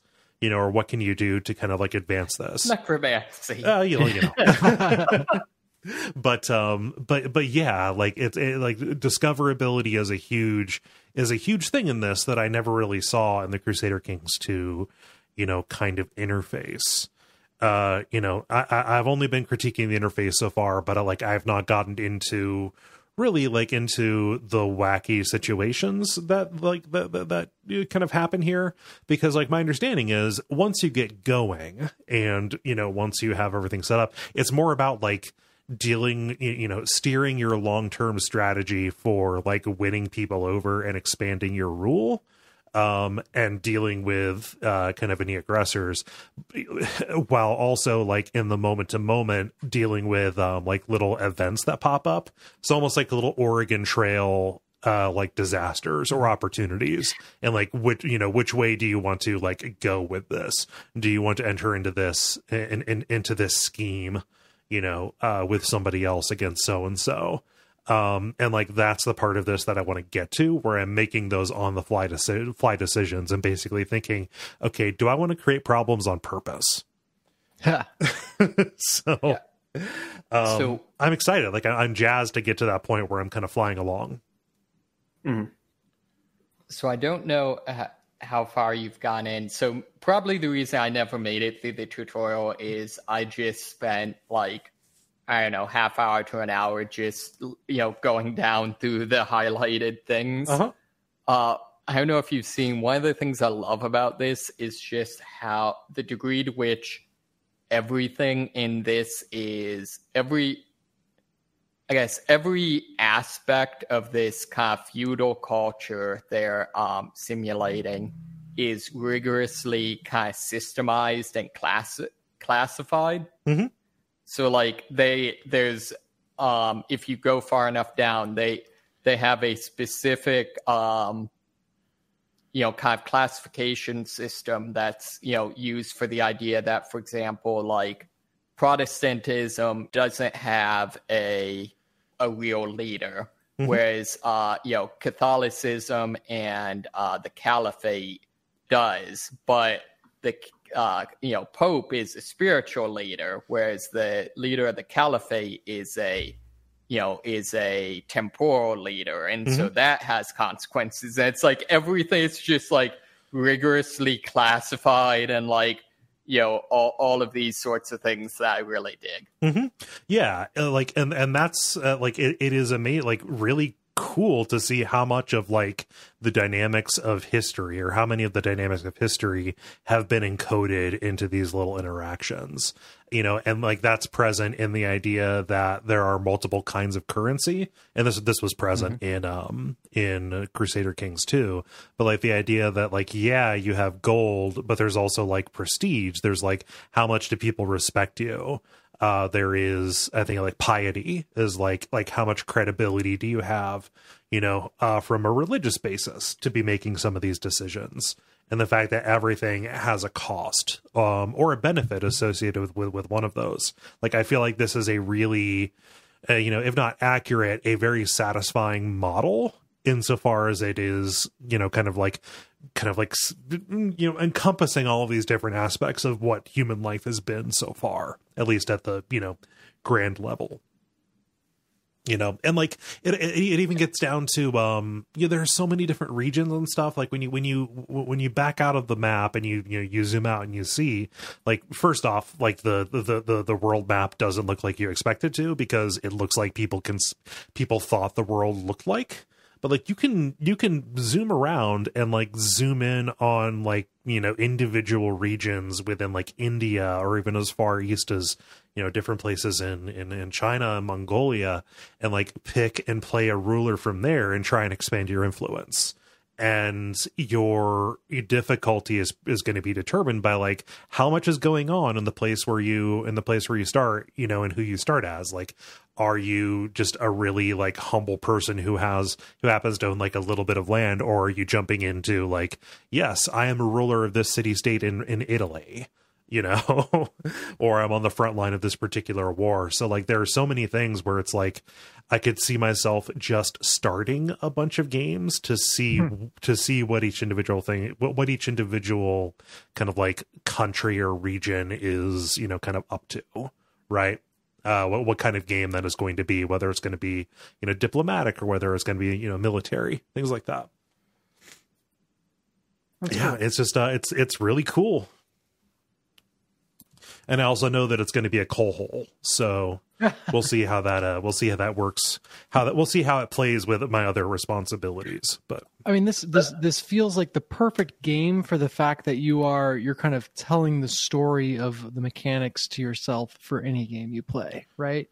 Like games gloss or fill in those blanks more or less, but we're always doing it, and the story in our mind playing out of what's happening on the screen is a little more embellished and filled in than what is actually playing out. And Crusader Kings just seems like a real rich source of fodder for that kind of mental storytelling as you play. Yeah, literally in the tutorial, the very first information it gives you is there's no win condition for this game. Right. Really? Yeah. Yeah, I mean, it's like it is really about making your own fun and setting your own goals. And like, there's no win condition, but there's only one lose condition. Like, if a character dies, either of old age or foul play or any of these things, and there is no heir for you to like jump control, for your control to jump to, then it's over. But like, you can suffer staggering losses, and then all of a sudden, it's a new game of building your empire back up, getting your land back, getting your credibility back, all of that. It becomes or your it could revenge be movie. like the dude that murdered you is the next in line for the throne, and so you are now he. Of course. Yeah. So you're like role playing as a phantom of power, jumping from host to host. Yeah. That is not an inaccurate way to categorize it. Huh. Yeah. See, my secret hope is that if this is like a big seller, maybe they'll do an expansion, and I'd really like to see this expand to like some of the like early modern era type of stuff, like where feudalism started falling apart.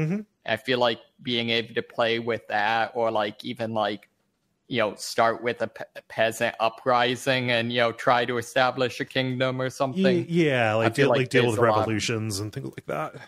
Yeah, and they've done so many. They've done so many expansion packs for the previous games. Just they crank them out. So I imagine something. If you think, oh, I wonder if they're going to do X, they like that might be coming down the pike. Just because that's the way that they do something for the Sims at this point. What's that? I said it's like they hoping they do something with the Sims at this point. It's like, yeah, it's probably either in an expansion pack or about to be in one. Yeah. The one I did see is, for some reason, apparently the game comes with a couple of like mods, built in that you can enable, including a nude mode. I saw like an article about that, but I didn't see. It is a game about having kids.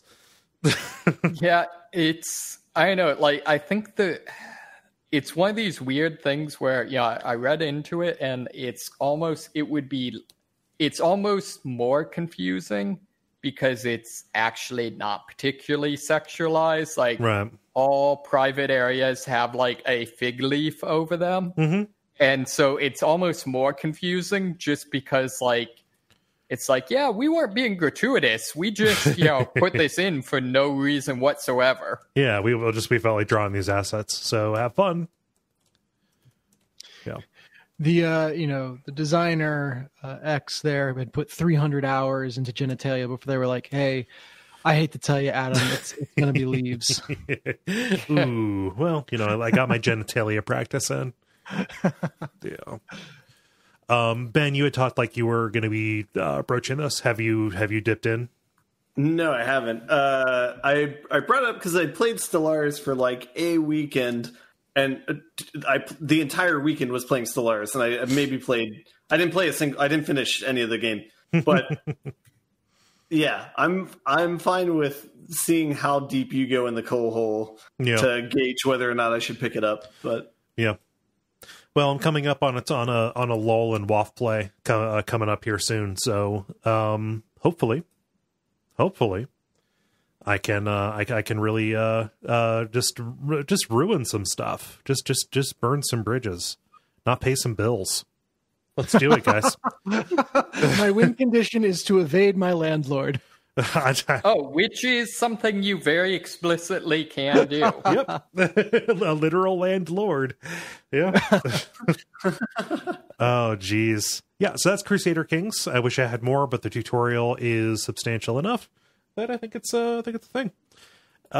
Any other questions about that? Mm-mm. Okay. And I don't know that I have too much to say about this other than it rules. But the Tony Hawk's Pro Skater 1 and 2 remaster came out since the last time we recorded. Yes. And it rules. Oh my God, guys. Like, it only took a couple of runs for me to feel like I got my sea legs back. Or skate legs or whatever you say. I like to get my muscle memory back. What's up? Start 1 or 2? I start 1 specifically because I think that the hangar or the what is it? The warehouse. Sorry. Yes, the warehouse is one of the best tutorial levels in video games. And I have more memory of the levels in Tony Hawk 1 than 2, although I think 2 is a stellar game. It just happens to be the way that things shook out for me. But yeah, like they nailed it. And it's weird to like bring up and find something new to say about a game that is 20 years old. We're just seeing a new version of it, but like this has been attempted before. There was like an HD remaster that they tried for Xbox Live Arcade, and it was really bad because they made everything feel mushy and slow and floaty. But for this, everything it like literally slaps. It feels snappy, it feels quick, feels as responsive as it was before. And like I said, once I got my muscle memory back, I was, clearing gaps and doing lines and like, just keeping a condo or that like not cocaine and keeping a combo going, in order to stay in overtime. Right. And like clearing the goals to unlock more of these maps. So I can find myself like spending like some really good time with this. And this is like the perfect, like I'm just going to sit down and play this for about like 20 minutes in between tasks kind of thing. Cause 20 minutes is 10 runs, right? Yeah. It's a rad sesh. A rad sesh is as the kids say. As the kids said a decade ago. Oh, many decades ago.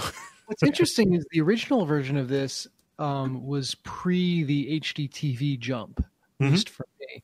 And so my biggest concern on changing the feel of the game comes not from the game, but from the hardware I'm playing it on. Have you felt any difference on that? It sounds like it's been pretty good regardless. Yeah, they've adapted it. Like I'm playing it, so I'm playing it on a PS4 Pro on a 4K TV, which is about as far as you can get from the 19-inch CRT and PlayStation 1 that I played the original on. And it feels as good as it did before. Like I am not like, I don't go and try to do a jump and like it just kind of goes a little bit wrong and I'm like, ugh, like I don't like that. It just it feels right.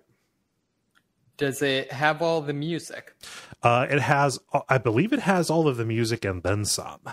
So there are like new tracks, which, fit in just fine. But like, I'm pretty, I'm just happy, like pretty much like all of my favorites are there. So Yahtzee. Cool. You have your Dead Kennedys, you have your, your Goldfinger and whatnot. But that's what I got. Multiplayer. Now it is time for the multiplayer, where we ask you a question and then you answer it. Dennis, what is the question that you ask the nice people?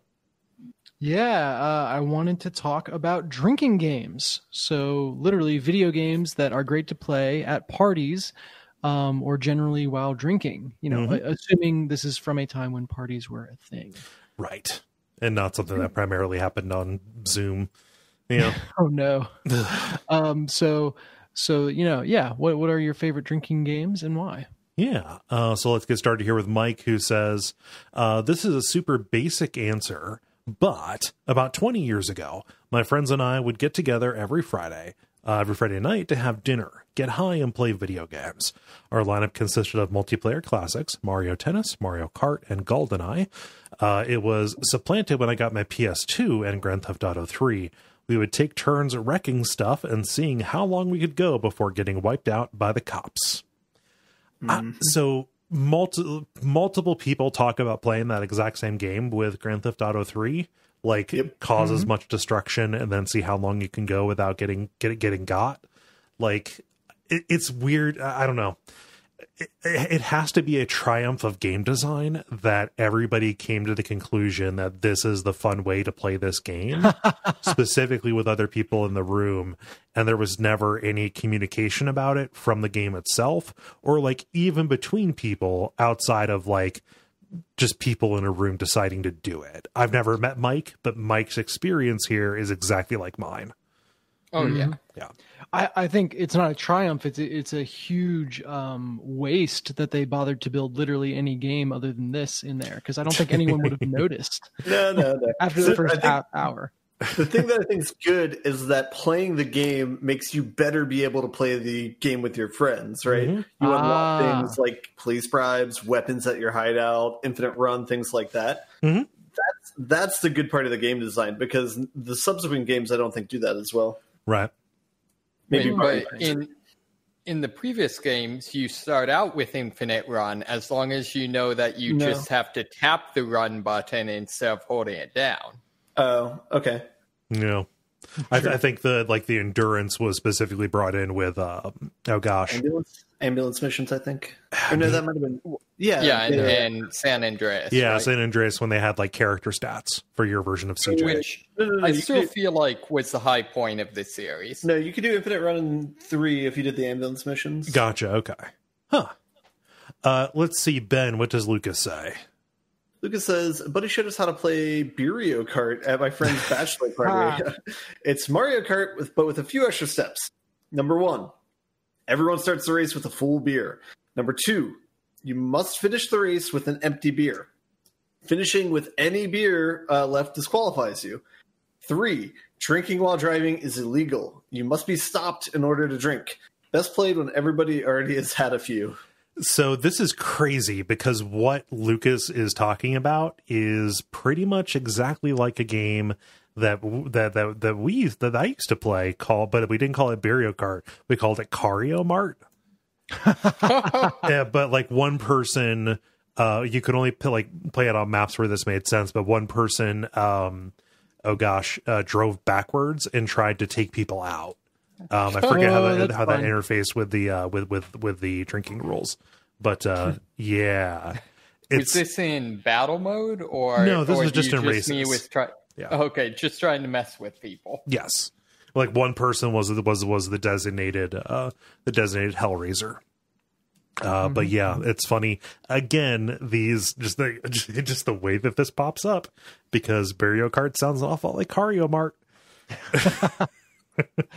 Which is also akin to the drinking way to play it that I learned from Jen, which is you drink and then you sit with your back on the seat of the couch and your legs up on the back of the couch. So you're looking upside down at the screen and try to race around the track upside down with the controller, I can't imagine doing that. That sounds awful.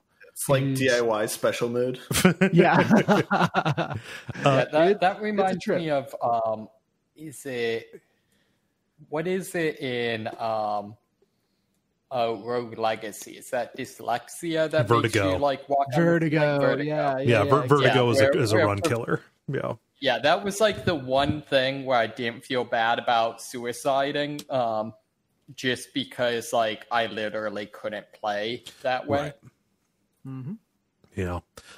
Let's see here, David. What does Callum say?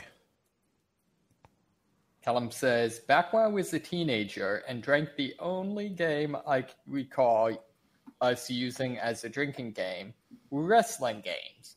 In fact, as drinking games back then is the limit of my,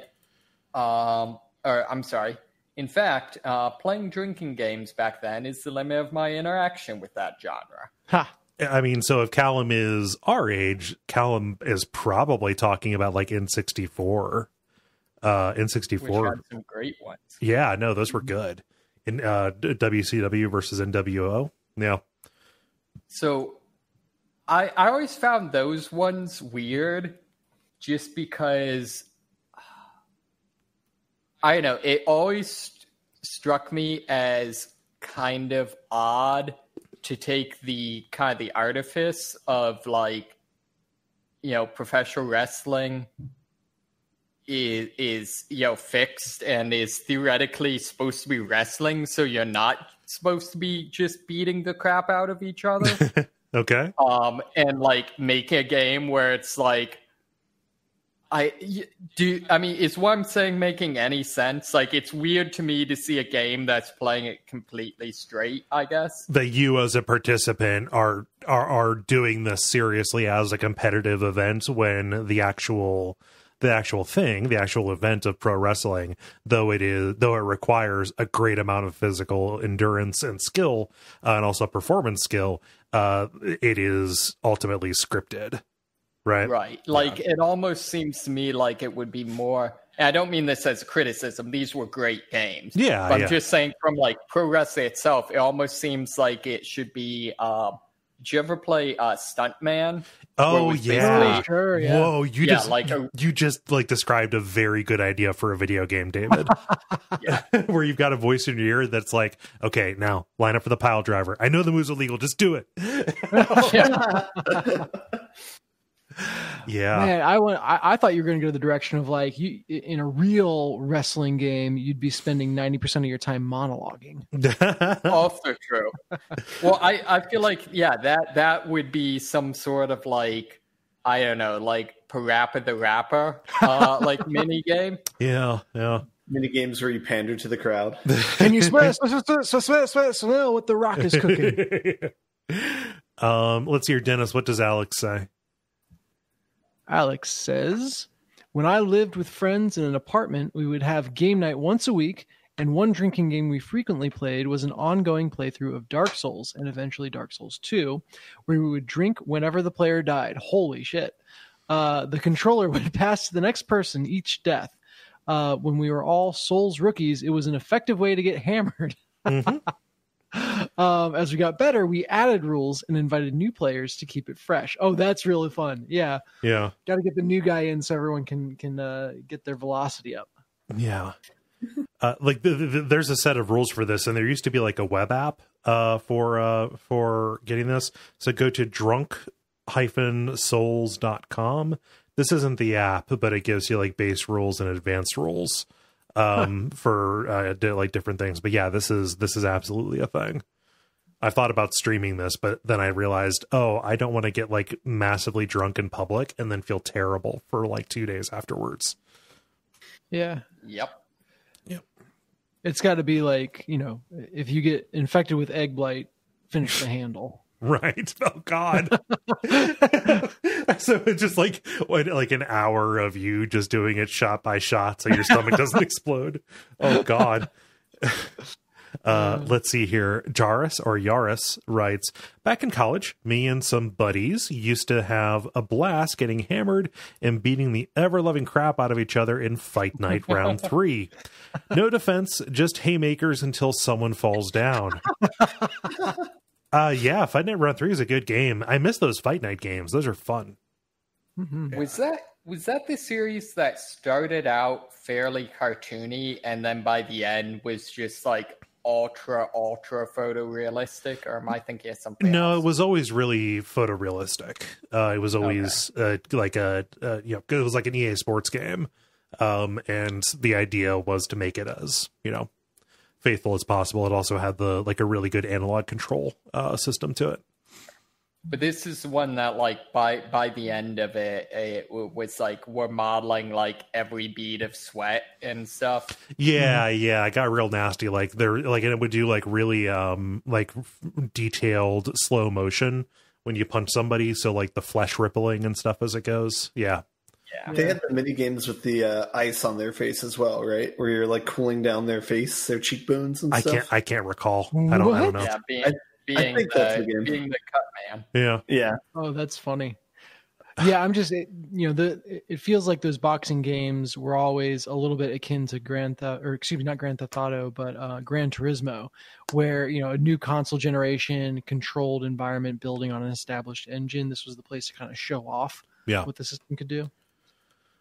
Yeah. Let's see here, Ben. What does Rookie say? Oh man, I'm trying to look up pictures in the corner with the ice on the face. Rookie says Rock Band 1 and 2 were the party games at Ches Rookie about 10 years ago. And the drinking was a requirement. If I was doing the singing, I literally couldn't pass the tutorial. In recent pre-COVID times, the Jackpot games were the go-to party games. The one where you design t-shirts, TKO, and vote on the best ones, always benefited from a couple of drinks. I need to set up a Zoom Jackbox night with my friends. Yeah, both of those are good answers. Man, like the time when Rock Band was a thing that you could just get together and play, that was magical. Love that. Mm-hmm. So this is completely off topic, but with like COVID or Jackbox, like I now know Jackbox has gone mainstream, where the church I go to, fairly large church, and they're like links for like Bible studies to sign up for during COVID as like under like fellowship. Okay, it's just a link to Jackbox. Oh, that's fun. Which is cool, but it's just funny to me, like that's become that mainstream, that they're just like, yep, this is how you should probably be like hanging out. Nice. Yeah, that's cool.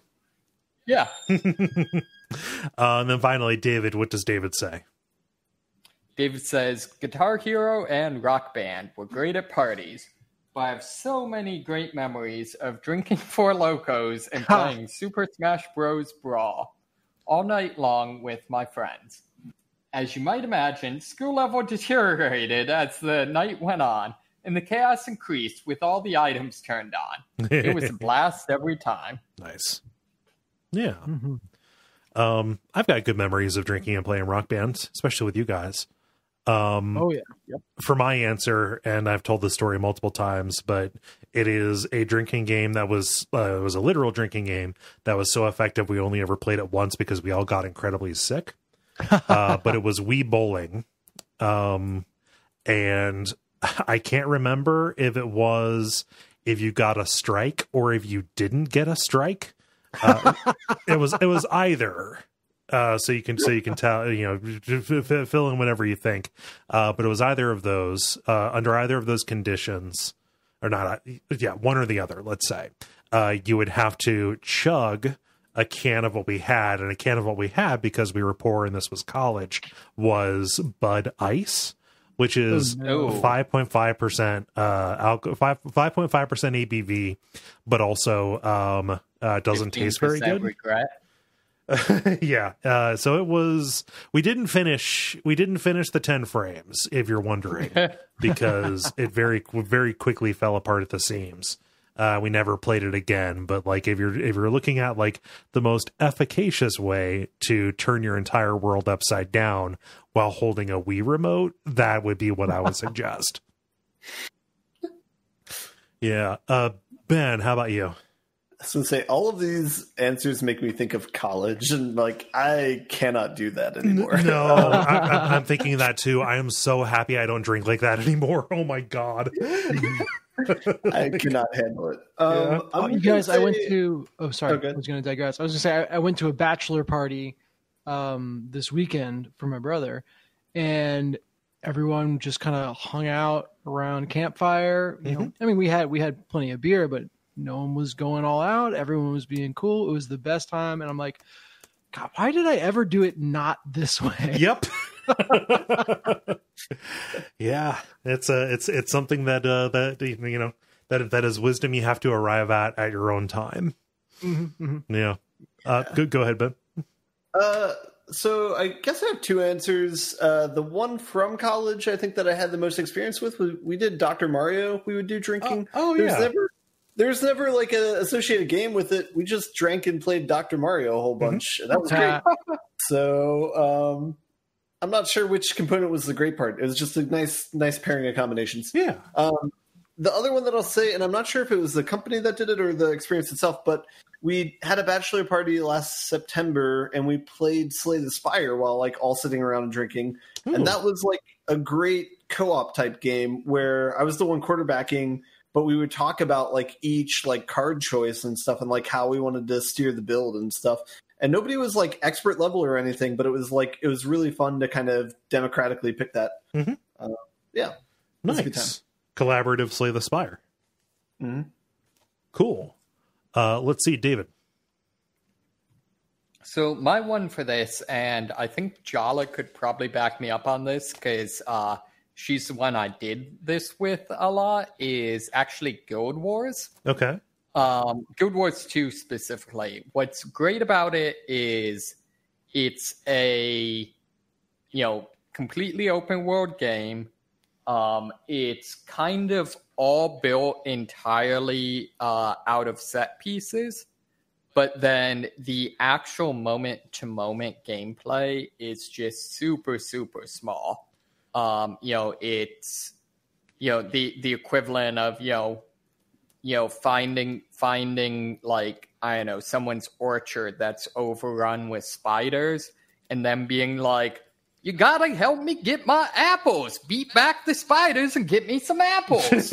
Okay. And like, that's literally for like the next 5 minutes, it's you fighting spiders and gathering apples, and then like it's over and you move off and do something else. Yeah. So when you add alcohol to that mix, it would be like, all right, we're going to go do this story mission, and then somehow like run after shiny things and end up on the complete other side of the world. Yeah, you would teleport. Yeah. Very cool. And Dennis, how about you?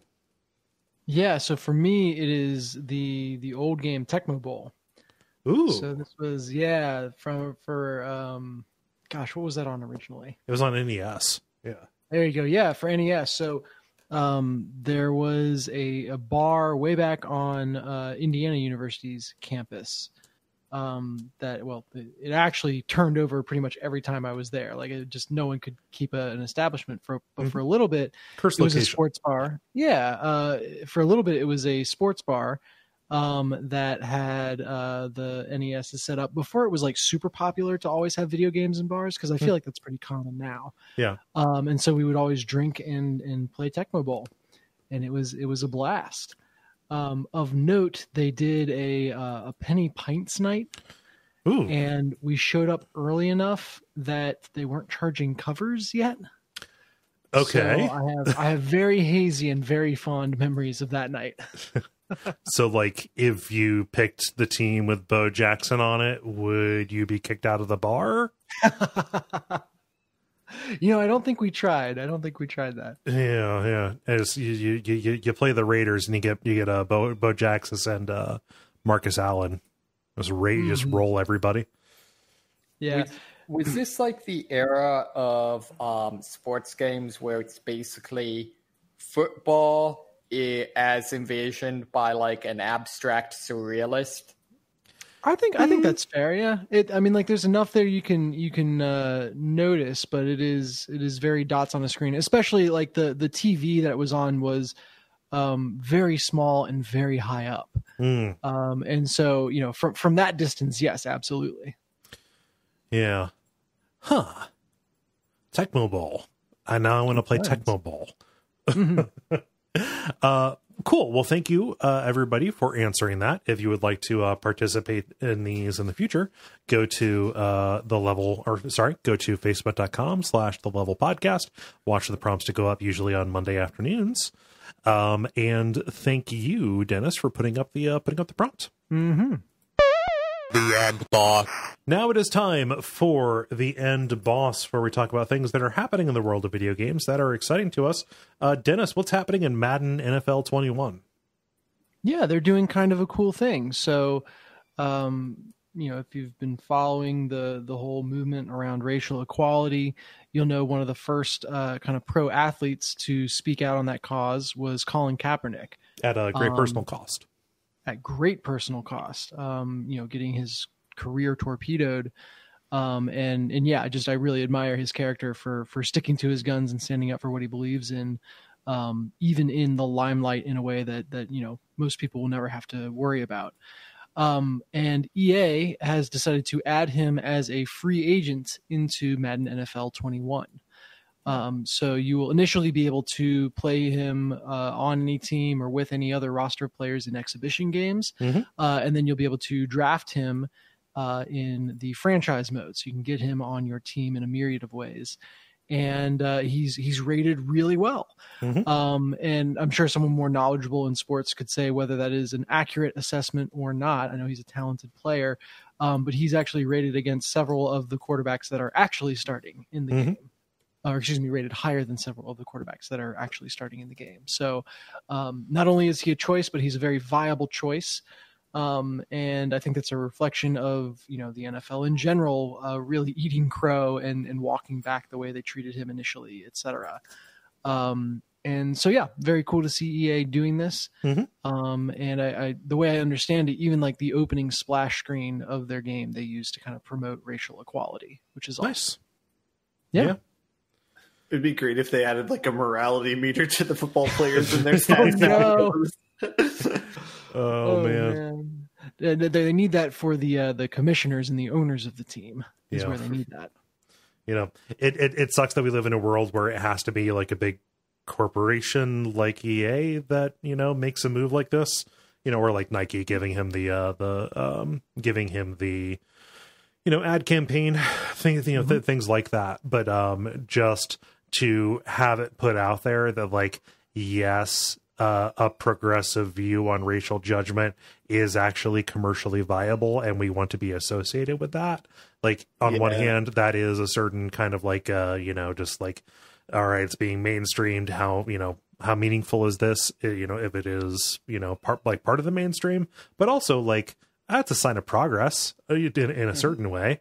I would like it not to be, I would like that not to be the case, but like, if it is profitable to say, hey, racial equality is good, then cool. That means that it is closer to being a thing that we can generally agree on. So that may be utopian, but who knows? No, I think oftentimes the assumption is if it's mainstream or if a large companies do it, that means that it's been hedged or the edges have been sanded off in some ways. And certainly you can assign ulterior motives to it just because money talks. But at the same time, I'm much more comfortable with money talking this way than in any other. So very cool to see. Nice. I've got one here. So last week there were Nintendo basically pulled a surprise event coming out and doing some announcements for the 35th anniversary of Mario, of Super Mario Brothers specifically, making a handful of different announcements. The one that I'm excited about is the upcoming release of Super Mario 3D All Stars, which is going to be for the Switch, kind of updated, re-releases of Mario 64, Mario Sunshine, and Mario Galaxy, kind of all on one card. That seems pretty cool to me. To get a hold of those, especially in the absence of any virtual console. So I'm excited about that. Although I do throw my lot in with the people who are disappointed that Mario Galaxy is present, but Mario Galaxy 2 is not present. So that is a baffling omission, and I have no idea why. So hopefully they get their act together and bring Galaxy 2 in, because that is a good game. But it'll be nice to have all of these games playable on a modern system like that. There were other announcements that they made. They are releasing the original Mario All-Stars, like that's already out on the Switch right now, which is, cool. Those are good versions of those games. Another thing that they've been doing, that they announced they're going to do, is they're putting out a Game & Watch, like a small portable device that has a few different Mario games on it later this year. Well, that's fun. Yeah. Some kind of weird, augmented reality Mario Kart game for, I believe, the Switch and mobile. Like, that'll be weird. I want to see how that works. But then the big one is... Oh, wait, there's more to this. Okay, so other big ones here. Sorry. The Super Mario Brothers 35 Battle Royale Mario. I'll be curious to see how that works. Just it's free for people who are subscribed to Nintendo Online. We'll see how it goes. That is only going to be playable until March 31st, 2021, which is baffling to me. Can we talk about how dangerous an AR Mario Kart game can be? Because with Pokemon Go, the thing we really need is those people absorbed in their phones to be charging around. It's set this on the hood of your car. We're gonna give you a screen for the car in front of you. I believe it's okay, if you have enough empty room in a room in your house, it will project through the device a a course that you can drive your little dudes around on. I think that's what it is. I need to get my car inside a room of my house. I don't think a an actual car that can kill people is involved. You need to get 8 cars, David, because how are you going to see all of them? Yeah. Yeah. So, and then the other one that I'm really excited about, they are bringing Super Mario 3D World to the Switch, which means that is one of the last Wii U Nintendo exclusives to make the jump. One of the last of the exclusives that does not rely specifically on Wii U hardware. Yeah. So, and does anybody have any thoughts about those Mario announcements? No, I it's interesting. We talk a lot about the idea of preserving games as hardware, changes and evolves, and it's one of those things where kind of Super Mario Bros. Or Mario in any form is so insulated from that because of stuff like this. Mm-hmm. Well, because of stuff like litigiousness. Yeah, it's a strategy. Nintendo has a strategy to keep it moving forward. Yeah, I know. To me, though, it now feels like what is it? The whole we need to make a Fantastic Four movie exactly once every 5 years in order. Oh, so the rights don't default. Yeah. Yeah. Huh. Don't know. Let us see here. David, what's going on in Land of Doom? David, what's going on in Red Dead Online? Yeah, so the big news story that Polygon published is that when you go into the servers in Red Dead Online, there's now almost no one on them. So you'll get into a server and there'll just be I don't know, 2 or 3 other people on the server, which kind of doesn't bode well for the degree to which Rockstar is doing at, keeping up interest. However, I feel like they kind of bury the lead in this story and sort of, solve their own issue in that the real story here is that players seem to widely agree that it's better this way. Oh, that it's lonely? Well, no, just the fact that like the primary problem with GTA Online and Red Dead Online is that the game just encourages griefing. And so, like, if you look at, I played GTA Online, not Red Dead Online, but like one of the like most extensive things in terms of the game is like people figuring out ways to like cheat the system to make themselves be in a server with no other players, or, you know, to have private servers that no one else can get in, or, you know, oh, you need exactly this many people in order to be able to vote out anyone that tries to join the game.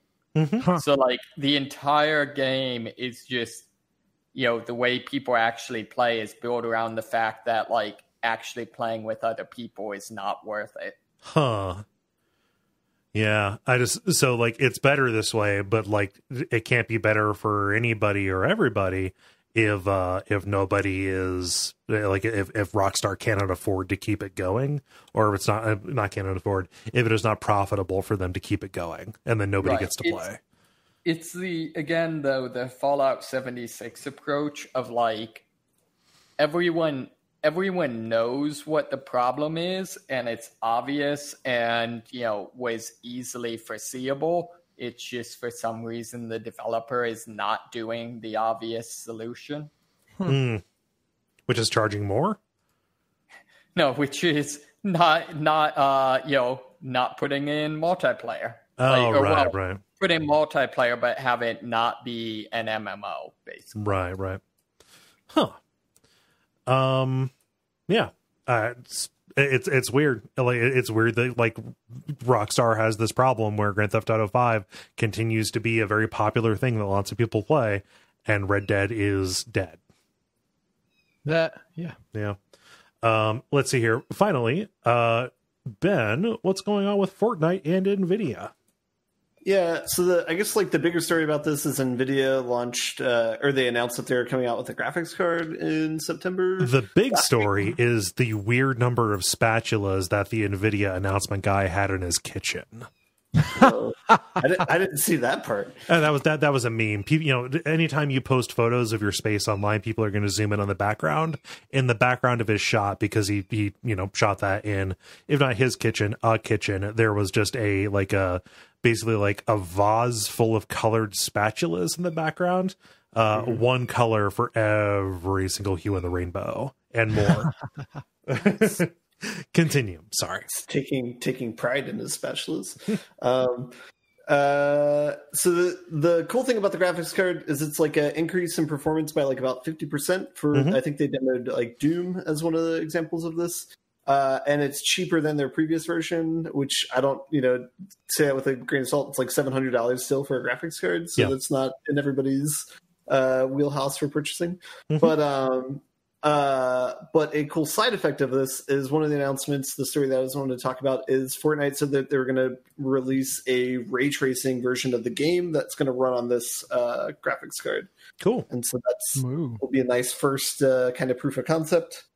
And ray tracing is definitely better for games like Fortnite or like Minecraft and stuff like that, because it can handle it, because it's simpler geometry. It's not trying to do like ultra realistic environments. So so it's just a cool milestone in the progress of having ray tracing games. Nice. Yeah, that's good. That is a good proof of concept for it. And everything that I've seen from like ray tracing games looks neat. I think my graphics card can technically do it, but it's like right on the edge where it might not be worth trying. Don't know. Yeah, it's like a GeForce RTX or something like that. I have no idea. Nice. How do you guys feel about buttoning it up? Let us button. The credit. Thank you, everybody, for listening to this episode of The Level. Dot was asleep there for a little while. My kitten in the half bathroom off of my studio. Probably should have thought that one through. So I'm going to let her out, and I'm going to play with her just so she doesn't get sad. She can't be hungry because she's eaten so much today.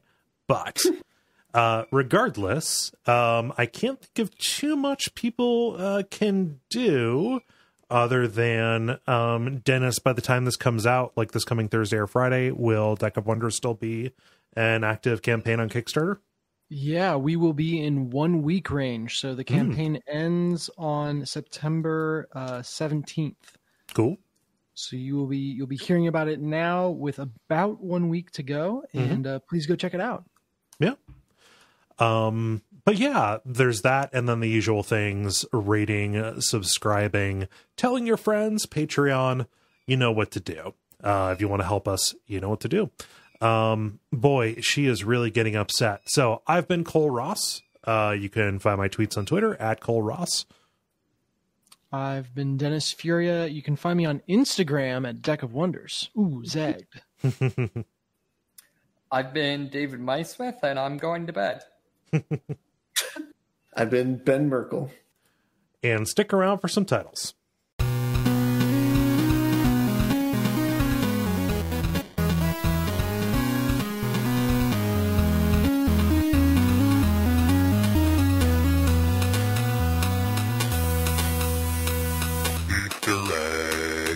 Yeah, dude, I don't know how you have like a indomitable will being able to podcast with like, just like not being like, oh, I have a cat that I need to attend to right now. I know, like there's no way that she can get in trouble in there. Like, I mean, she's in a half bathroom in a crate, and like there's like a couple of toys, there's water, there is a litter thing, there is her little heat up bed. Yeah, like she has everything accounted for except for like room and company. And apparently it is a very pressing concern for her. So it's been a while since she's been this insistent.